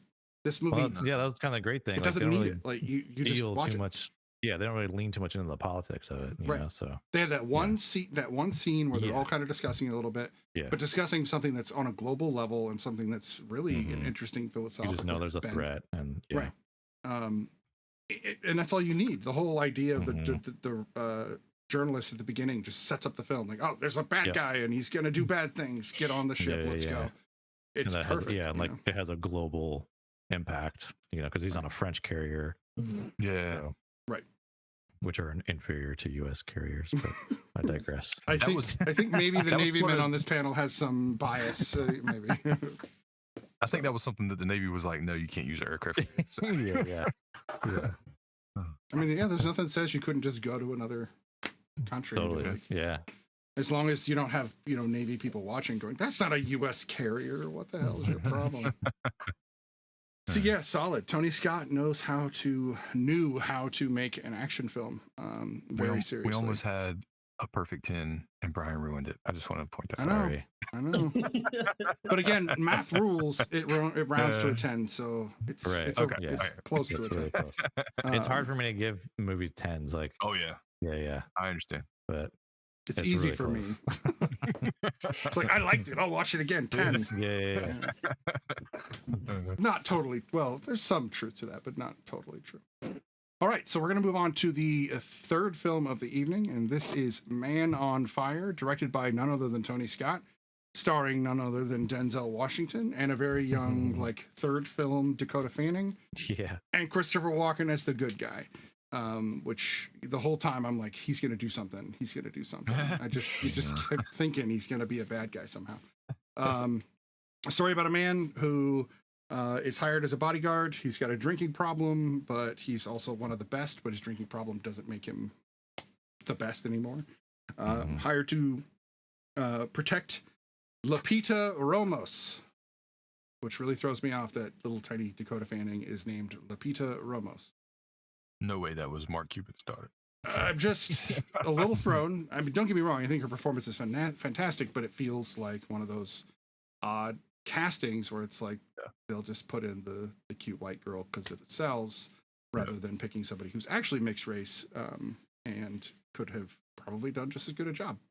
I'm going to let Brian go ahead and tell me his thoughts on Man on Fire first, and then we'll get into it. Go ahead, sir. Yeah, no, I love this movie. This is like one of my all-time favorites. I've seen this one quite a few times as well. Not as much as the first two that we've seen tonight, but man, yeah, this is another great script. I feel like there's a lot of great dialogue. One of my favorite scenes is when that federal officer is talking to Christopher Walken, and he's talking about like, you can be an artist at anything, food, blah, blah, blah. His art is killing, and he's about to paint his masterpiece. And you're just like, damn, he's gonna like, he does. And it's just like, man, I like the whole time I'm just like doing this on my couch. I'm watching, like, yes, get him. Get him. Just man, I know. Yeah, I like Dakota Fanning's so good in this movie. I'm just like, how is she this young? And she's like, like holding her own with Denzel, like crazy, Real quick on that. Yeah. He did an interview with Tony Scott where they were both talking about this film. And it was funny because he was prepping, everybody was prepping, and she was in the back of the car just reading her comic books until it was time. And she just like put the comic book down and shoot, and that's what we got. While Denzel's sitting there like practicing his lines over and over, trying to become crazy, funny. Even Denzel was like, I don't know, old soul's cliche, but still, like, she did it. Yeah. That's so awesome. Yeah. They were so good together. Like they really had great chemistry. And it was like, man, there's just so much I love about this movie. It's just, I will say, like, my one critique is like, I think Tony Scott went a little overboard with like a lot of the transitional kind of things where there's a lot of like, I was like, it's cool every once in a while, but like near the end, it started getting like a lot, Yeah. But the camera was doing this a lot, right? Yes. Yeah. And you'd like, get like, and it was only like during like these certain transitions, but man, this movie's Denzel's so damn good in this movie. I mean, everyone's solid in this. Love it. This might be a 10, but we'll see. Oh, who knows? A pre-rating. Let's go, Tyler. Yeah, it's really I'll just start off with that. Yeah, the transitions, like I was getting Elvis vibes for a little bit, like Elvis 20. Like I'm just like, that's a lot, dude. No epilepsy warnings, nothing. No, totally. yeah, all the performances were really great.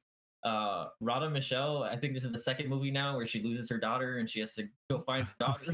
Yeah. It's like, man, she just keeps getting Butt Bomb. I love Butt Bomb, bro. Yes.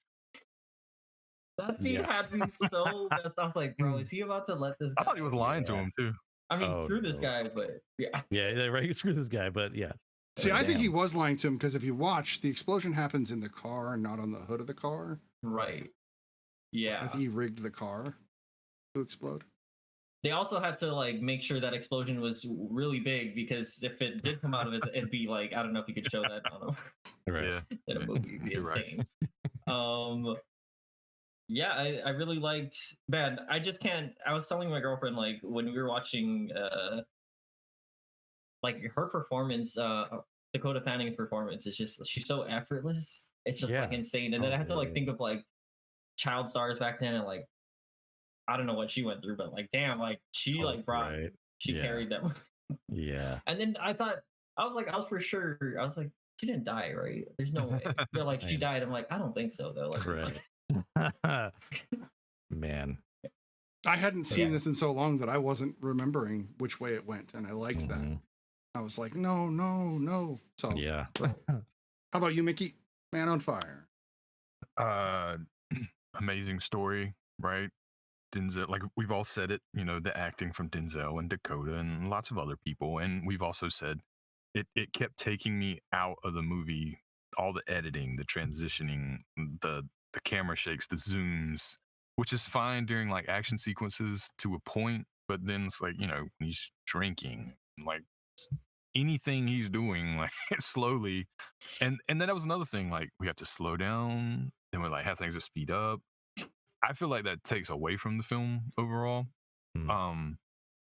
What otherwise is an amazing movie, and like I like the gritty look of it. It's dirty. It's a lot, and Denzel just plays this character so well, and there's so many things we don't know about him that actually makes it better. Like like his backstory, like we never find out, I don't think, about his scars on his hand. We don't know a whole lot about why he is the way he is, but we just accept it and it works. And I love the whole intertwining corrupt cops, the lawyer, the dad, and it was a lot going on. And I know those things have actually happened. That's not like something you just make up, but yeah, there was a lot of good twists and turns. I agree. And yes, a lot of this film was based on real events, as far as, you know, they did their research into parents have had their kids kidnapped, and Denzel said he was actually sitting with a family where the girl was kidnapped and returned to the family, but she had no ears because they had cut them off, and he had to sit and listen to their stories in, like, you know, like this in real time.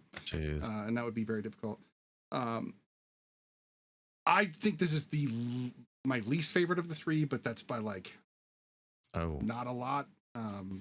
We're talking like it's a 9 versus a 10 for me. Like it's still very. I knew he was gonna do that. It's a 9 and not a 10, essentially. And I think part of the reason is Mickey's right. Some of those cuts are a little jarring, but I think that during the drinking, I liked them because it shows how discombobulated he is and how out of touch he is with his own just course in life and trying to get back on track.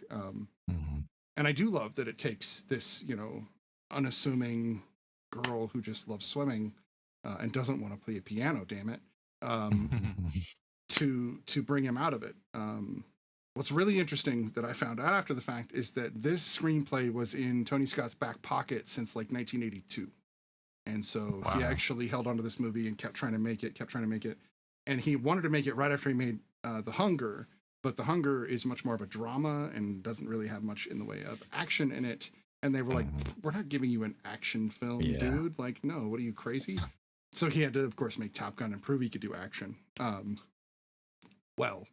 And then, of course, every movie after that. So it took him 25 years to actually make this movie. Wow. And they actually rewrote, once he decided on Denzel, obviously, from working with him on Crimson Tide, he was like, let's rewrite the script to match Denzel, and then Mm-hmm. there we go. So I love those kinds of stories when it comes to these kinds of movies. The fact that this movie is from my childhood but never got made is pretty cool. Yeah.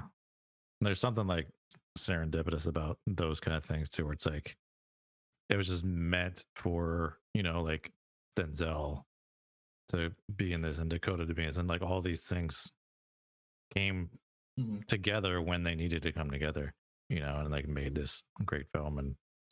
And like we're gonna see the two of them in a movie again, coming up, which I love that idea of the two of them being in a movie again. This, I think this is based on a book too. I think is what it's. So this is actually based upon, this is Scott saying this is based upon a guy named Creasy from the 1970s in Italy who did exactly this. So it's based in like some reality. Right. Well, in the credits it said there was a novel. Yeah, I think the novel was based on that. True set of okay. events. Right. Yeah. It's like there's a lot of great elements in this. Like the thing is too, they do such a good job because like none of the actual like action doesn't happen until like halfway through the film. Like we don't see a lot of this, but they do. It's so well paced, and they're still telling such a great story. And it's just a lot of these elements of building that relationship between Dakota's character and Denzel's character, and like we get to see like the whole, like when the parents are gone, and there's this whole montage of like him kind of like becoming her swimming coach for a little bit, and you get to see some like levity there, and like, and he is open to like, she just really wanted a dad, to be friends, and that too, and so you get to see that element, and that's and so it's like I cried at the end of this one, which I hadn't cried at this movie before. And I was like, oh man, like it was so, like when they meet up on the bridge, and it's like, man, like, I'd probably be Denzel too, if that, that happened. I mean, and the whole sequence when he finally is like, he's finally healthy enough to like get up, and he's just like, what guns, what weapons do you want? Whatever you want. Like there's a whole thing of weapons he's getting. And like, oh my god. Yeah.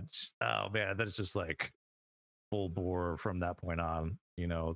Just 0 to 60 with your hair on fire, kind of thing. But man, and then like thinking about it now too, you're just like, because you find out that Mark Anthony's character is really involved in this, and that there's that one little tiny, it's just a moment, but she comes in and says, I was thinking I don't really want to do piano, I think I want to focus on swimming.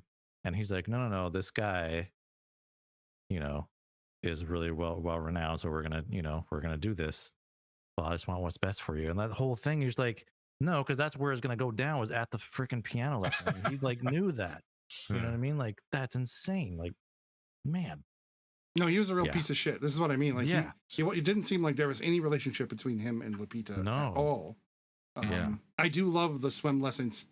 As you go through that montage, more and more of the the complex's help starts showing up to cheer her on and watch her. And I really love that aspect. And almost like they were all there, like her real family in a sense, rather than her mom and dad. They're the ones taking care of her, and like, right. What a world do you have to live in, though, to get some giant, like, ex-CIA to take you to school every day? Like, right. What? Yeah. We just drove in a truck. I don't know. We didn't have to worry about that. Why stay there when you have all that money? Yeah.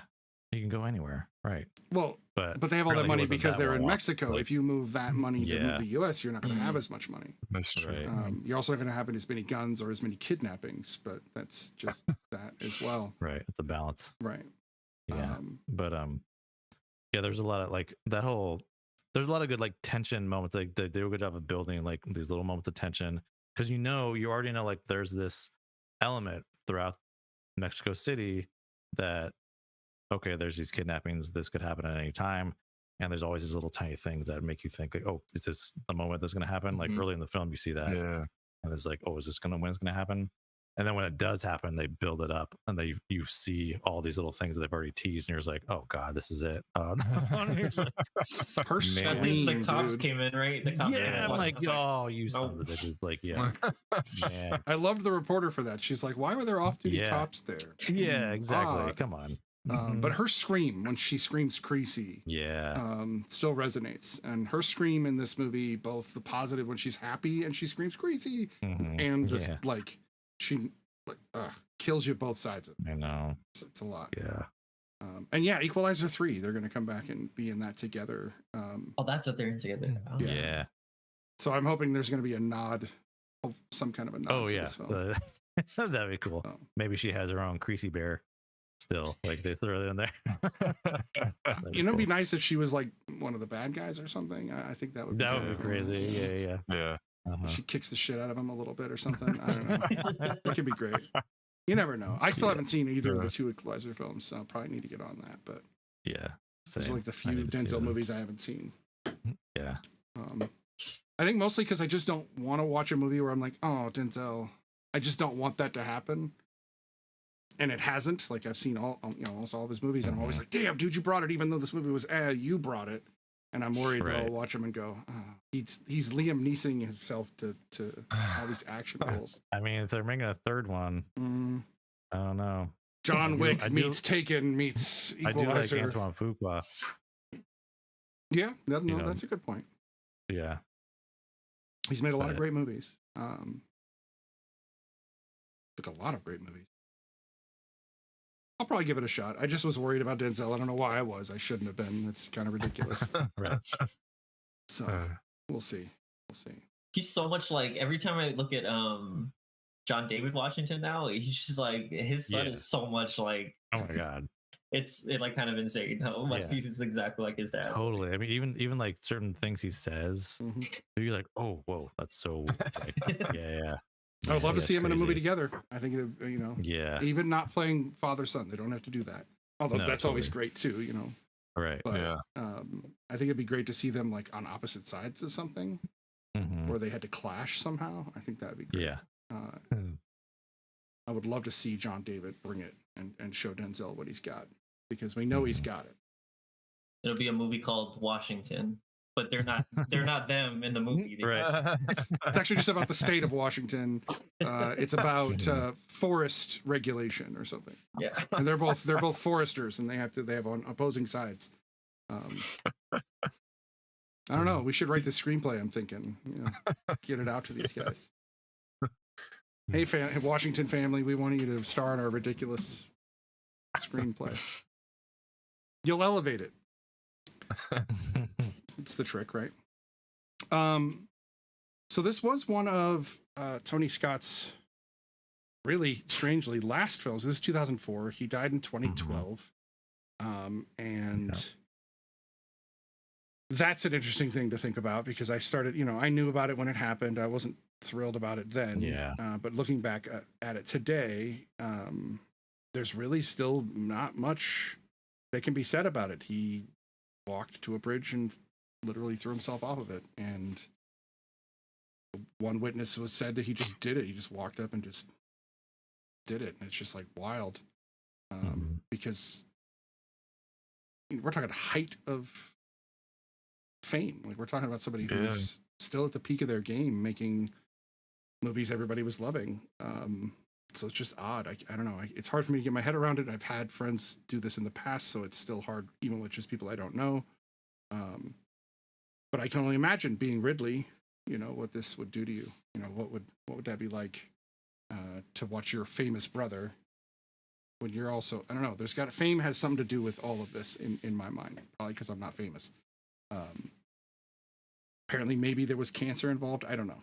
So there's all this like speculation is everything surrounding his death rather than any clear-cut answers. So it kind of I was just depressing more than anything to look it up, because I'm sitting here watching somebody who had so much to give, so much spirit, so much talent, and then they just, that fast. I don't know. So it was hard for me to take in, and I'm still reeling over my dad. And anyway, That's just me. So you guys don't want to go down this road, we don't have to, but I wanted to mention it just because it is one of those tragic moments where I think, you know, there were probably more movies he could have made. He had movies he hadn't finished that he could have made. So I don't know.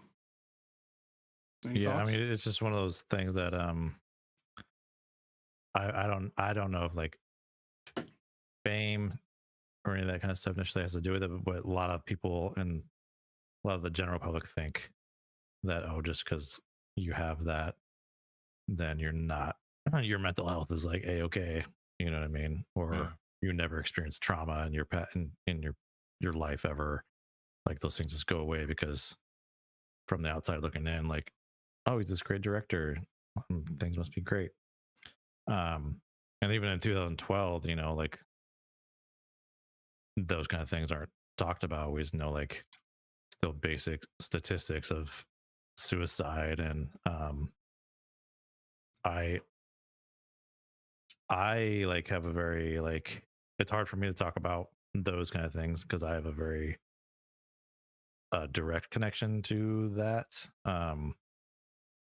So it's like I like did a deep dive on that kind of stuff, so I know like way too much more than I care to like know about it. But I do know, like, you know, it's this element of you don't know anyone's story, you know, really you don't know what someone's going through. Pretty much any time. And that's why it's just so, like, for me, just like walking around in day-to-day life, that's why it's just so nice just to choose like kindness and just be a kind person, because you don't know like what the previous person they interact with treated them like, and you don't know what they're going to go into after they interact with you. So it's just always like, why would I want to be that person that just adds to whatever bullshit they're going through, you know? So here yeah, it's just I know exactly what probably Ridley Scott went through, sadly, but and at the same time too, I don't, because it's like it's one of those things that's very unique to each individual, you know, and even like Tony Scott's like experience is unique to him. And it could be like there could be a total element of like a cancer diagnosis where he's just like, I'm not gonna be able to fight this because whatever cancer it was could have been, you know, nothing you come back from kind of thing. But my dad died of stage 4 cancer, and he had 3 different kinds: bone, brain, and blood cancer. And it took 4 months for him to go from perfectly fine to dead. And so if he knew he was saying something like that, I get it. Like, as hard as that is, I've already got in the back of my mind that made that, you know, I think there's a moment in John Wick 2, I know this is kind of just an aside, but there's a moment in John Wick 2 where one of the characters he goes to kill, she kills herself in the moment. She actually slits her own wrists. And he's like, why are you doing this? And she's like, well, I'm doing it on my terms. And I'm like, okay, you know what?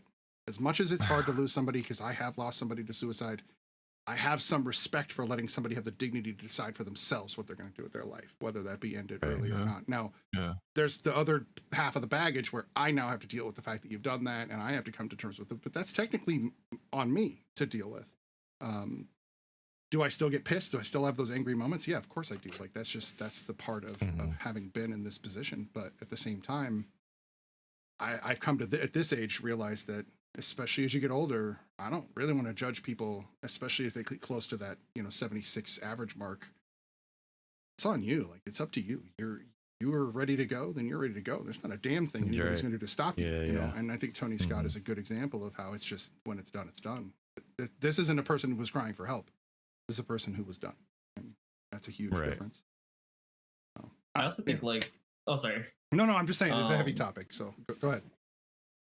Yeah, I think just like in general, for like people I've known, it's like, especially people who are like working as like they're creatives or artists, like a lot. Those are especially the people I think I watch like for, because like they're, you know, that's why they do the things they do, is because that's how they can express themselves. And like half the time, like, you know, like I don't know what Tony Scott was probably going through, but I mean that might have been a whole other aspect too that might have been part of it as like an artist. Maybe, you know, he was going through some stuff, and I don't know if there was like a slew of him not making movies, or maybe not doing certain creative things, or maybe he just said he hung it up and because he wasn't doing it, there was no way for him to like express himself in certain ways, and yeah, like sometimes that can get you. Like Robin Williams is a perfect example of another like people are like shocked, but like at the same time, I'm like those are the people that are especially like you know, the people who are quiet or not, you know, the funny people or the people always smiling kind of thing. Like those are the people especially. Yeah, or doing things for other people rather than helping themselves, kind of thing too. Yeah, I think there's something to that, you know, for sure. And it could be all of it, and it could be none of it too. So you know, it's like we'll never. Yeah, it's impossible to know the machinations of the individual mind. Like, even if they tell us, you still don't know. Right, because those are just words. They're not experience. They're not feeling. They're not moment. Hell, even the smell during that day can have an effect on how you perceive the world. And that, you know, such a strange thing is, though, this is just strictly statistics, but there will always be signs. You know, it's just that people don't pay attention to them. People don't know them. You know, he could have totally been given off things, and there's always statistics of men versus women. You know, and all these other things that go along with it. And for the most part, that is true. There are always like outliers, of course, with that stuff. But yeah, like those are just, and they're still learning. You know, they're still like, I think it's good, like that we got to keep talking about it, because there's like so much like it happening. That's one of the reasons I wanted to bring it up on the show tonight. Is that I think it's. I mean, just veterans alone too. Right, right. It's something that Johnny just mentioned. You know. Yeah. Yeah, just you and I being veterans alone, we should just be checking in on each other. Just be right. Like, are you good? Are you good? And veterans in general, people in general. Yeah. And it doesn't matter what age. My grandmother is 80 some odd years old, and it's just like, man, I'm kind of tired. I'm like, I can only imagine at 83 how tired you'd be. I'm tired at 45. I can't imagine twice this age what that would be like. So, and people just checking in on each other, like that goes a long. Super long. Just like if you get a random message like, "Hey, how are you doing?" Like that goes a long way. Oh yeah, it can be enough to pull you, snap you out of whatever it is. Yeah, somebody cares. Somebody reached out. Somebody said hello. Even just like you were saying though, Brian. Even just if you're in that mode, it could be the difference between somebody saying, "Hey, how's your day?" versus "Get out of my way, fucker." You know, like that could exactly to the edge. I agree with that. And it's moment to moment, because there could be one day where somebody's just in that mode, and then they're never in that mode ever again. You know. And, totally. Yeah, it could just be like a momentary thing. You know, where it's just like, and depression can go along with that, where it's definitely ebbs and flows, and you could just have like ideation, and which is still scary, but you never actually like go through with it, kind of thing. And it could just be like in that one time in your life, and like you said, you never experienced that. You know, but looking at this movie, at Man on Fire, if we look at the fact that Tony had seen this for a long time, he thought about it his whole life, and he saw this character. There are going to be aspects of a lot of these characters that are within these directors, within these actors. You know, they wouldn't take these roles or choose to make these movies if they didn't see something speaking to them. Yeah. You know, not that he's ever been known to have had a drinking problem, but he could have used the drinking in the film as like an analogy for something else he was feeling and dealing with. You know, and there's a lot of like even the patron saint that he's given, Saint Jude, which is like Jude? The saint of like lost causes. Yeah, you know what I mean? Like that's a huge thing too. Like there could be an element, you know, because like the character of Creasy, to some degree, he himself could think of himself as a lost cause. You know, like he's struggling to look for a job. He's got a drinking problem. You know, he's done all this great stuff previously in his life, but now he's just, you know, kind of a lost cause. That I feel is probably definitely an element that Tony Scott resonated with at some point. You know, maybe even this movie at some point he thought was going to be lost cause because it took so long for him to develop it. You know, it's like, man, am I ever going to get this off the ground? But like that's kind of crazy, like hearing that story too, because that just shows how passionate he was about making this one story. Like that's, man, I mean, you don't hang on to those that long unless you're like, there's something behind it that you really want to tell people. Yeah. I read that Denzel was actually like not really going to be doing a whole lot of acting until he like read this role and he wanted like it got him back. He's like, okay, I guess I'll come back in and do it. Apparently, he wants to move to directing, and at least that's what he was saying at this time period, that he would have liked to move away from acting into directing, and that Tony was a big influence on that. Yeah. Because Tony showed him not just like how to act, but also like what it was behind the scenes, like, what it was like to be the director. I would love to see Denzel direct. I think I would. Oh yeah. You know, not that he hasn't, because he has, but like I would love to see him step that up. You know. Yeah. And show us what he's got behind the camera. Well, and so many great actors do become really great directors, sometimes even better directors, because they understand how to speak to other actors. You know, use those experiences. Like Ben Affleck, I think Ben Affleck's a better director than he is an actor, and he's a good actor. He's not a bad actor. Yeah, exactly. No, yeah, that's not to say he's not like, you know, bad, but I really love what the films he's done, you know, as a director. So yeah, I think he'd be great. It'd be good. We could have him directing John David doing something. Yeah. Oh, there you go. Yeah. That's I thought there's like a whole other like element of like, are they gonna have some arguments on set? That would be different. You always do this, Dad. You always. But still, what's crazy though? What's happening behind the scenes. Yeah. Right. That's the movie I want to watch. What's crazy though is that John David never intended to be an actor. He went and played football. He joined the military. Even like he had done all this other stuff. Wow. And then was like, I'm acting. I guess I'll try it. I guess I'll become a legacy like every other Nepo actor. Yeah, I was like, Such a I'll thing. take advantage of that too if I. Yeah. I know. I can't say if my dad was, you know, anyone in Hollywood that I wouldn't have been like, oh, let me in the door, Dad. I would have said, let me in the door. Oh my God. Yeah. It would be stupid, you know, not saying that people that chose other paths are stupid. You know, please, I'm glad you found other careers. But from my perspective and my love of film, I would have felt stupid for not saying yes. My dad was a garbage man. Was like, come be a garbage man. I'm like, oh God, couldn't you have picked any other, anything else besides trash? Imagine being, Nepo garbage man. I don't want to be. That's what I was. I quit. I joined the military. I was like, no. Oh wait, my dad was in the military too. Damn, I can't do anything original.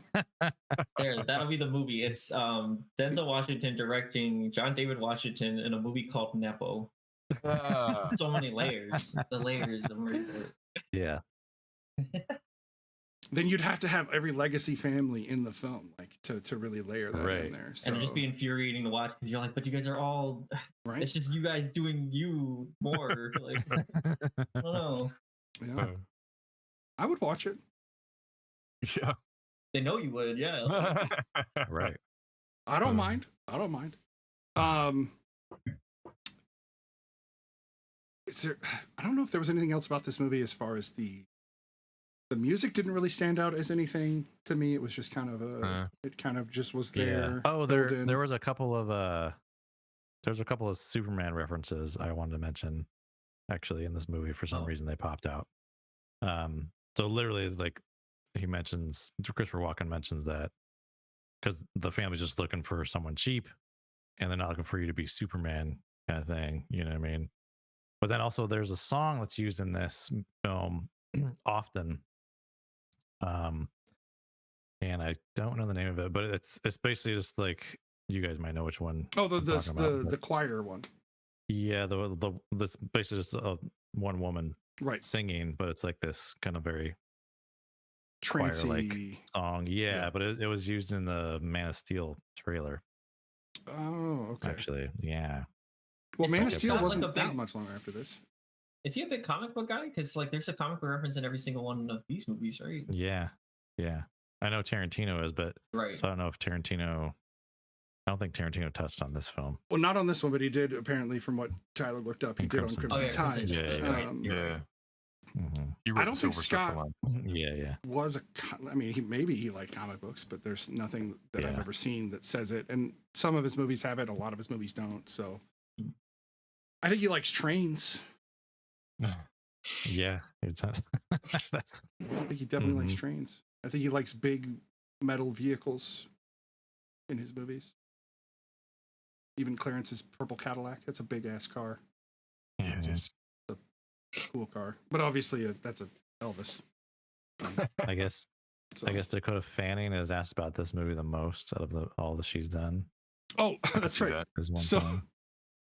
Going back to her acting in this film, Yeah. Denzel asked her, like, Tony as well was like, "You gonna be able to handle this with the big dogs, with Denzel and these guys in this movie?" And she's like, "Yeah." So, I worked with Sean Penn. I'm good.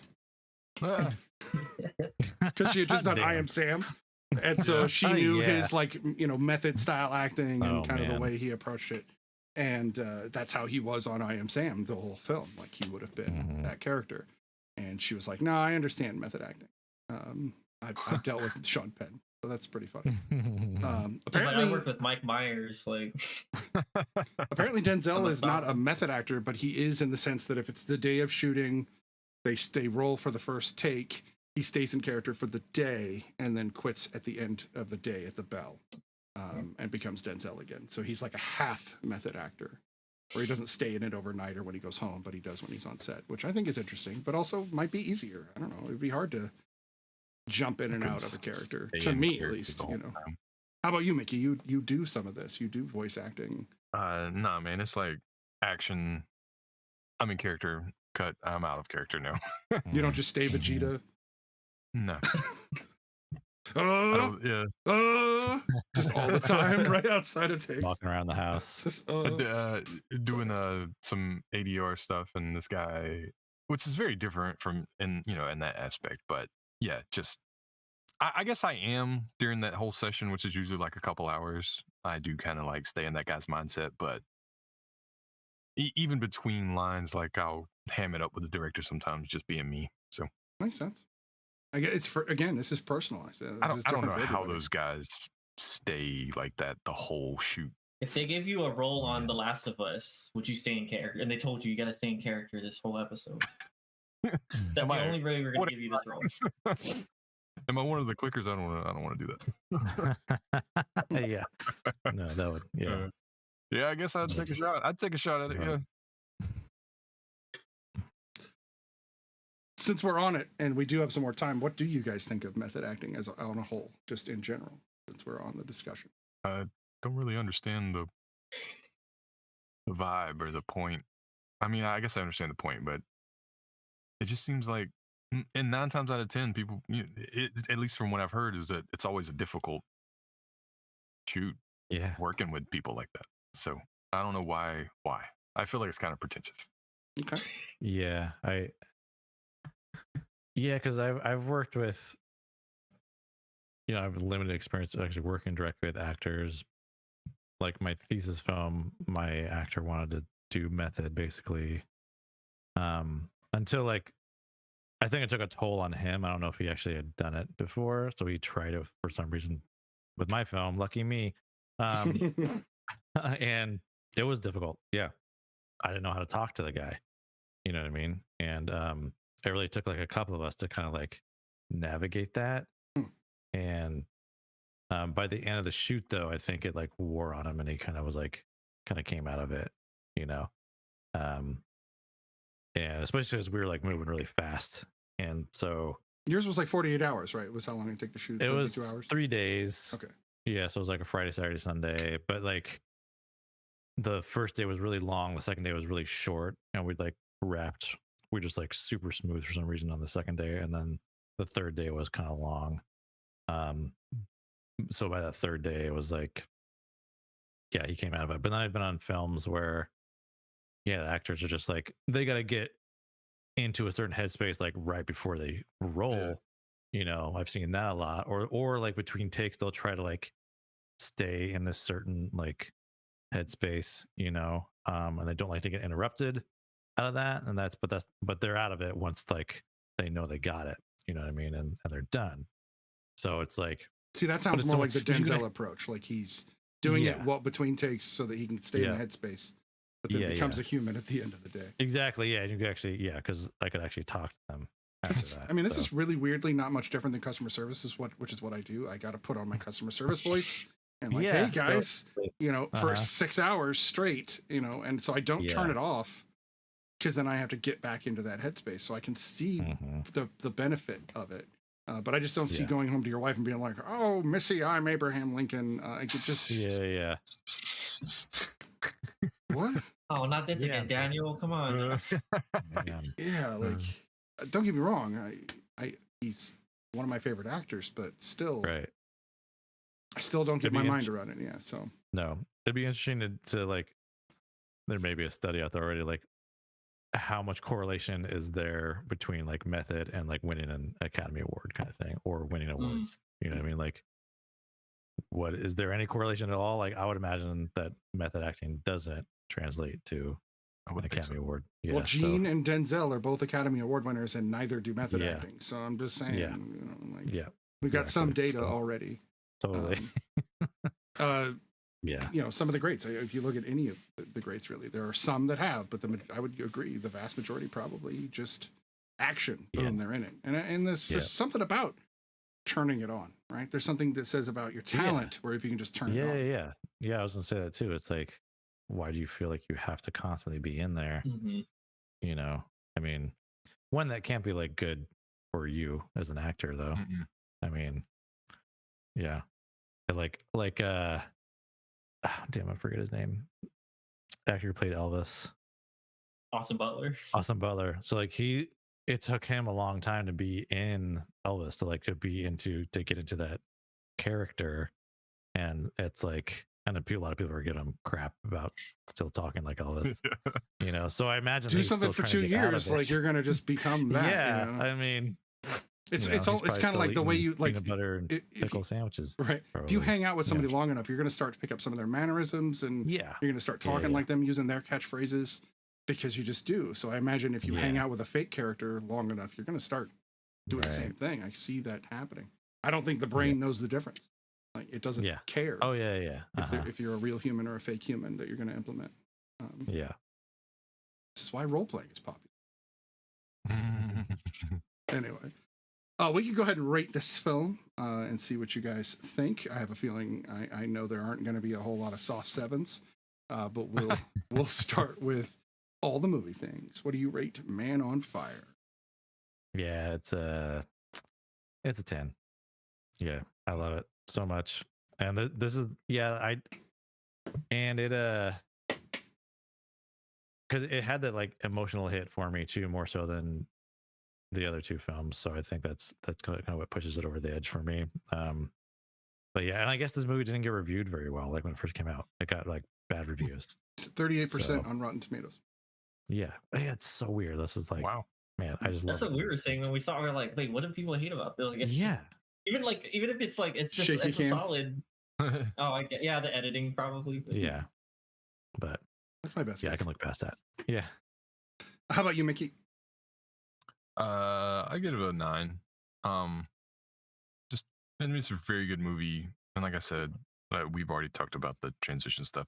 That's really where a lot of the hits come from for me. Right. It's definitely not anyone's acting or the story for sure. So solid 9 though. Solid 9. All right, Tyler. I'm not copying you, okay? But now that I'm in the hot seat as Man on Fire here, I'm gonna give it a 9 as well. I'm like a sucker for like father-daughter like relationship, and then when you break it, you're like, no. Yeah. Same thing. It's like, am I the only one that was glad that he just died? No, I think that's how it should have ended. Yeah. I just, if they killed him, I'd have been like, man, that cheapens this. The fact that he knew he was going to die and just kind of did, you know, like almost like he was trying to as quickly as he could before they got to wherever they were going to torture him. Because you know they weren't going to just shoot him. Like if they were going to, they were going to shoot him. They would have shot him right there in front of him. Yeah. Sorry. Oh my God, that would have been a whole different movie. It would have, right? I'm going to give this a 9 as well. It's like I said, it's a solid ass film. It's not my favorite of the 3, but I all 3 of these movies I think everybody should watch. But that's just, you know, I think all Tony Scott movies should be watched. That's just me. So I'm a fan, possibly. And yes, F Rotten Tomatoes in the sense, but what most people don't know is that it's not what that people think it is. It's a conglomeration of a bunch of ratings and an average of those ratings. So you get a rough idea of what the like consensus is. But if you have a particular critic that you like, listen to them about what they thought of the movie, and then go watch it or not, based upon what you believe is, you know, if you agree with them most of the time. if Brian tells me he likes a film, I'm probably going to watch it because he's got good taste, I'd say. Actually, this panel actually has good taste in general, I'd say. So yeah, any other thoughts this week, gentlemen? Any other thoughts on Tony Scott, on action thrillers? Is there another person that's taken Tony's place now that he's not on the scene anymore? What kind of came to my mind is like, I almost feel like Michael Bay kind of took some notes from Tony Scott and just like went hard, like and just like really leaned into it. Especially Crimson Tide. Like I was like, this is all Michael Bay coming now. Totally. Yeah, like I think there's a lot of that in there. And like I even noticed it in Man on Fire too. There's a lot of that kind of stuff. Trying to like always keep it moving. You know what I mean? Where Michael Bay kind of like takes it to another level where it's just like, okay, we get it. Like, but his is like, he lets the action take over the story as opposed to he flow with it. Yeah. So would Zack Snyder be the amalgamation between Tony Scott and Quentin Tarantino then? He's like both in one? I don't know. I see Zack Snyder as his own thing because he like Snyder definitely has his own flavor. I think I don't feel like he's pulling from anybody else, but I mean everyone kind of pulls from somebody, but when I see a Zack Snyder movie, I don't necessarily feel like it's coming from any other director really. But do you think the Michael Bay connection has something to do with the Bruckheimer connection, because Bruckheimer is the reason Bay exists? Some of it he's not the reason Tony Scott did what he did, but they obviously worked together more than once. So like just 3 films off the top of my head is Crimson Tide, Days of Thunder, and Top Gun. Right. And all those movies have a very similar feel because Bruckheimer has like a specific feeling. He knows what he likes. Yeah. I think it's interesting that I bought his movies. I'm sorry. I know what he likes. All 3 of these movies felt different, right? Like they all had like a different style almost. I mean, sure, there's some Tony Scott movies where you're like, oh yeah, I get that that's him, but he's definitely.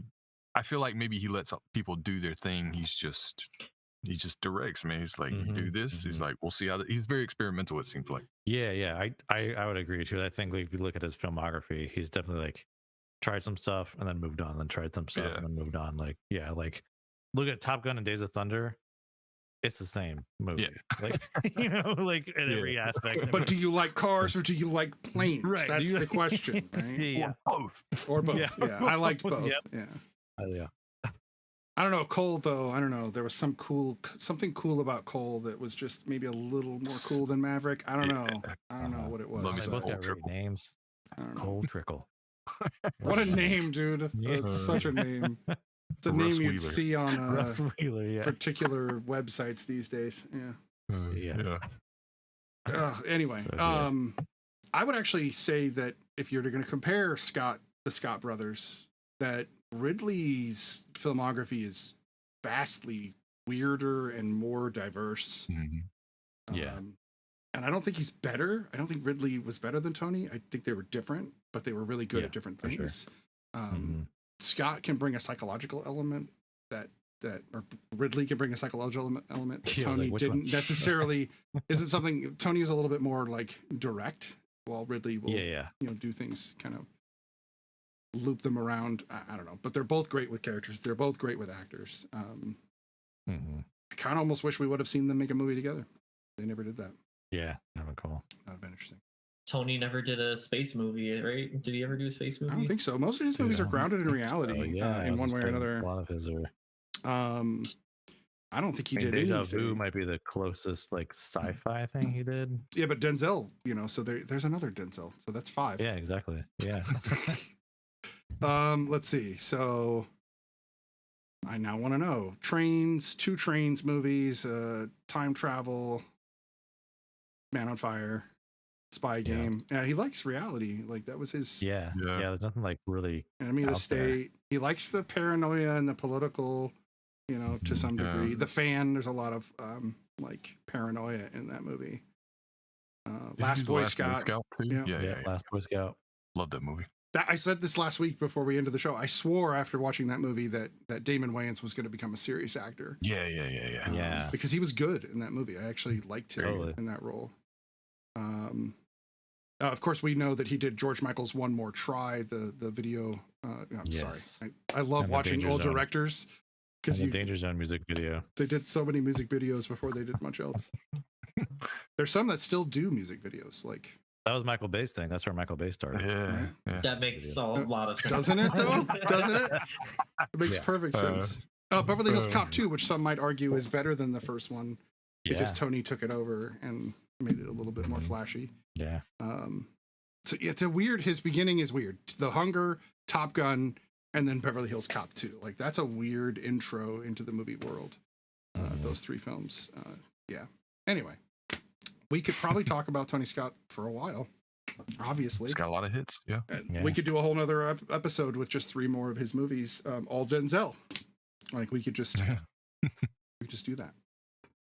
But we're not going to. That said, this has been episode 17 of The Real Study Season 2. This has been a great discussion about Tony Scott and these 3 great films.